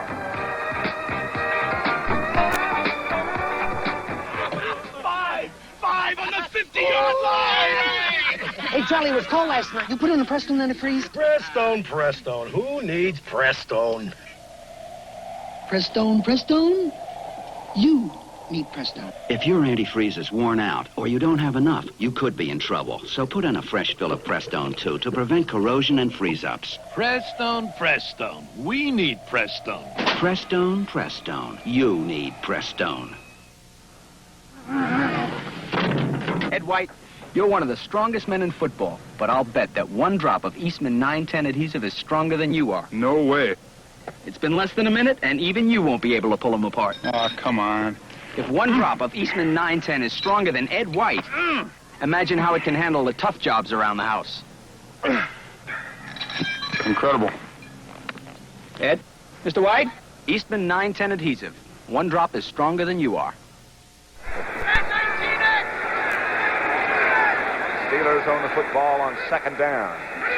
Bradshaw is still the quarterback. Delaplane's in there now. Flag goes down. It's Jack Delaplane in place of Franco Harris. Delaplane gets down to about the 17. Cliff Harris and Charlie Waters converge to make the tackle. Flag went down, you saw early. Number 38 checks in for the Pittsburgh Steelers now. Patrick, number 52 right there, Webster, is some kind of a football player, the offensive center, I'll tell you that, for the Steelers. That whole bunch, Davis, Cobb, the entire group, Clack, they've all just done a great job. I mean, against a heck of a defensive line. Webster's arms look like a big pine tree. Defense, offside, unsportsmanlike conduct, offense, replay. Boy, that one again, that run by Delaplane. Sid Thornton into the Steeler backfield. Terry Bradshaw right there, the quarterback, and that's his wife, JoJo Starbuck. She's just happy to see him out there yelling again at the officials and feeling good. She was worried about it. We were asking a minute ago what she thought Terry hurt a minute ago when he was down on the field, and she said she thought it was his wrist. And Tom said, "You're going to have to wait on it." I said, "I always do anyway." Monday mornings or something around the house, right? Super Skates will be on CBS. JoJo will be performing and commentating, which is something we've never been able to do. That's right. We need some help like JoJo. Yeah. You realize that Dallas has only had the ball for 3 plays since the 9:15 mark of the 4th period, and Noel is still breathing fire. Oh, see bad about it. 1 more point. 54 seconds left to play. Bradshaw gives to Sid Thornton. Number 38 is stopped by Randy White as he gets down to about the 22.5-yard line. The Dallas Cowboys now call a timeout. Score is 28-13. Pittsburgh over Dallas. Sid Thornton, by the way. There's Terry Bradshaw coming over. Talk with Chuck Noll. I'll tell you one thing. Landry will not have any alibis. No? Just after the St. Louis game or when they almost lost to Philadelphia, he said, we're just really not playing that good football. And even as talented as we are, we've got to mature and we've got to get better and we've got to have the intensity. And I think this game really proves that no matter how good you are at the skilled positions and all that, you got to go out and out-hit people, too. He said it was inevitable. As you said, we haven't been playing very well, and you knew that somebody was going to beat us. Here's Tom Landry. And Stallings. Gene Stallings, yeah. That's Terry Bradshaw, of course, back into the offensive huddle for Pittsburgh. 42 seconds left in this contest. The Steelers have the football. 3rd down. Bradshaw gives to Delaplane. Jack Delaplane scoots to about the 16. Randy White chased him down. Not a first down for Pittsburgh. And again, Dallas calls a timeout. So with 31 seconds left to play, it looks like the Steelers got this one locked up. 28-13, they lead.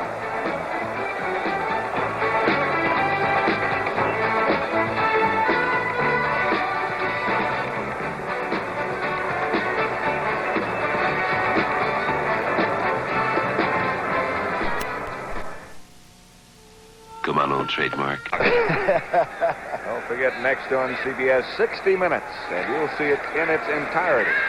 Jack Delaplane cuts back inside. Chuck Milton, who always does such a great job for us. Incredible worker, isn't he? He's been the producer. And Sandy Grossman has been responsible for the pictures you've seen. And they speak for themselves. Grossman always gets us those exercise beds so we at least get a good night's sleep. Is that who does that? 25 seconds left to play. Noel is still hot. They just threw a flag in there and got him for being out of the coaching box, and he threw the flag back at the official a minute ago. And they might get him again. 25 seconds left to play. Steelers 28, Dallas Cowboys 13.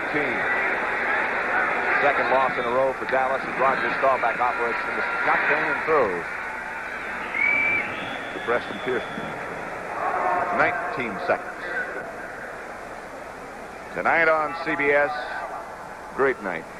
60 Minutes first, then the Celebrity Challenge of the Sexes, followed by Kojak, right? One of my favorites for a long time. In that Kojak. Challenge of the Sexes, Phyllis George goes against Steve Garvey. The Dodger do everything. That's got to be a good match. 60 Minutes, by the way, will be run at its normal time on the West Coast. But wherever you are, you'll see it all in its entirety. Tony Dorsett slips away from one or two. And a flag goes down. That's going to be a face mask against somebody. Robin Cole is the guy who made the tackle. He also might be the guy with the face mask violation. It hurt Dorsett's neck, but I noticed he didn't quit running until they finally put him down. He kept the effort going. It's funny how when you're losing to a team the way that Cowboys are right now, all those things hurt, I'm telling you. Yep. See Saldi walking back with TD. Here's that guy we were talking about. He's the third. 1 and 2 and then 3, huh? Personal foul. 56 of the defense. First down. Can you believe there's 3 red eyes? It's frightening. 9 seconds left on the scoreboard clock. 28-13. Steelers over the Cowboys. Cleveland has already won. So the Browns...